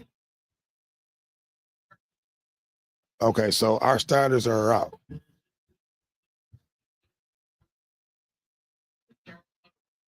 Yep. So we probably won't see any of the starters no more. So pretty much, this game is over with. It was a great I like to see Tesla. He has some great catches, and I would like to see him more in the game, far as just not seeing, and he has been out there, he's caught 2 spectacular catches thus far, 1 for a touchdown. But here we go. Lions 1st and 10 from our 20-yard line. Montgomery. Well, you know what? That's not even Montgomery. That's Sellers. So yeah, this game is pretty over with. 2-minute warning is approaching. And again, I want to thank 8 Mile 313, for chopping it up, keeping the comment section live for us over here. We've been broadcasting thus far for 3 hours and 14 minutes. Just bringing live full commentary to the game. We're not able to show the game, because of copyright infringement issues. So, we're only able to talk about it. 8 Mile 3 made a comment. He said it happens sometimes better now than later on this season. J-Mo will bounce back. This is a learning experience for him. And I agree, man. He's our number 1 receiver. He dropped 3 passes that I saw. They really 4. They had him down for 2, but I think it was 3 to 4 that he dropped that he should have had. But like you said, it happens. It's a learning experience. He'll be able to bounce back. He did redeem himself, on that first down catch that we needed that he did caught. That he did catch, I should say. But and I agree with you. It's a learning experience. He's definitely going to have to, work on, that a little bit more in practice, because as your number 1 receiver, you should not be dropping multiple passes like that. You know what I mean? But it happens. It's in a game, but for the most part, the Lions played a pretty good, solid, game. They had a great defensive game. The offense, we could have done things better, but we still were able to go out there and put up pretty decent numbers, and we won the game. At the end of the day, all you want is a win from your team and to get out of each game injury free. And for the most part, I think we got out of this game. I'm not going to say injury free. Some players did, hurt themselves, but I don't think there were any major or any season ending injuries that we had in today's game. So for the most part, Dan Campbell and company did their thing. The offensive coordinator, the defensive coordinator, again for the 3rd week in a row, they were able to make great calls, to be able to give our team a chance to win this ball game, and that's exactly what we did. We were able to defend. We were able to go out there and put up offense when we needed to. It may not have looked like the Detroit Lions from the last 2 weeks, but at some point, when you play against great defensive teams like we saw in Cleveland today, that was a good game, man. Look, listen. We're not going to be perfect in every game, and we need games like this. We need to see, defensive ends coming with pressure. We want to see Jared Goff react in situations like that. And I think he played a pretty solid game. He even took off, and ran for some yards in this game. So we're getting a look at Allen, number 8 coming out of the shotgun. I believe all of our starters are out of the game. Yep, Sellers on the run, and Sellers is a good running back. You know what I mean? But yeah, like I was saying, for the most part, man, the offense and defense came out today, did their job. I can't complain. It's been a good game. And it's definitely about to be a great game. Londale, tell me what you think about this Kansas City and Baltimore game that's getting ready to come up. That's the game of the week. That's about to be a great game right there. Give me your thoughts. I'm a Kansas City Chiefs fan. I like Lamar Jackson too. But at the end of the day, Pat Mahomes is my guy. I love everything about him. I love Andy Reid. I think, before he got with Kansas City, he was one of the most underrated coaches, in the league, but now he's getting the praise that he deserved, from winning these 3 championships over there. this year they have not been looking like the Chiefs of themselves. They're starting off 1-3. They need this win today. And it's going to be a hard win because Baltimore also needs a win.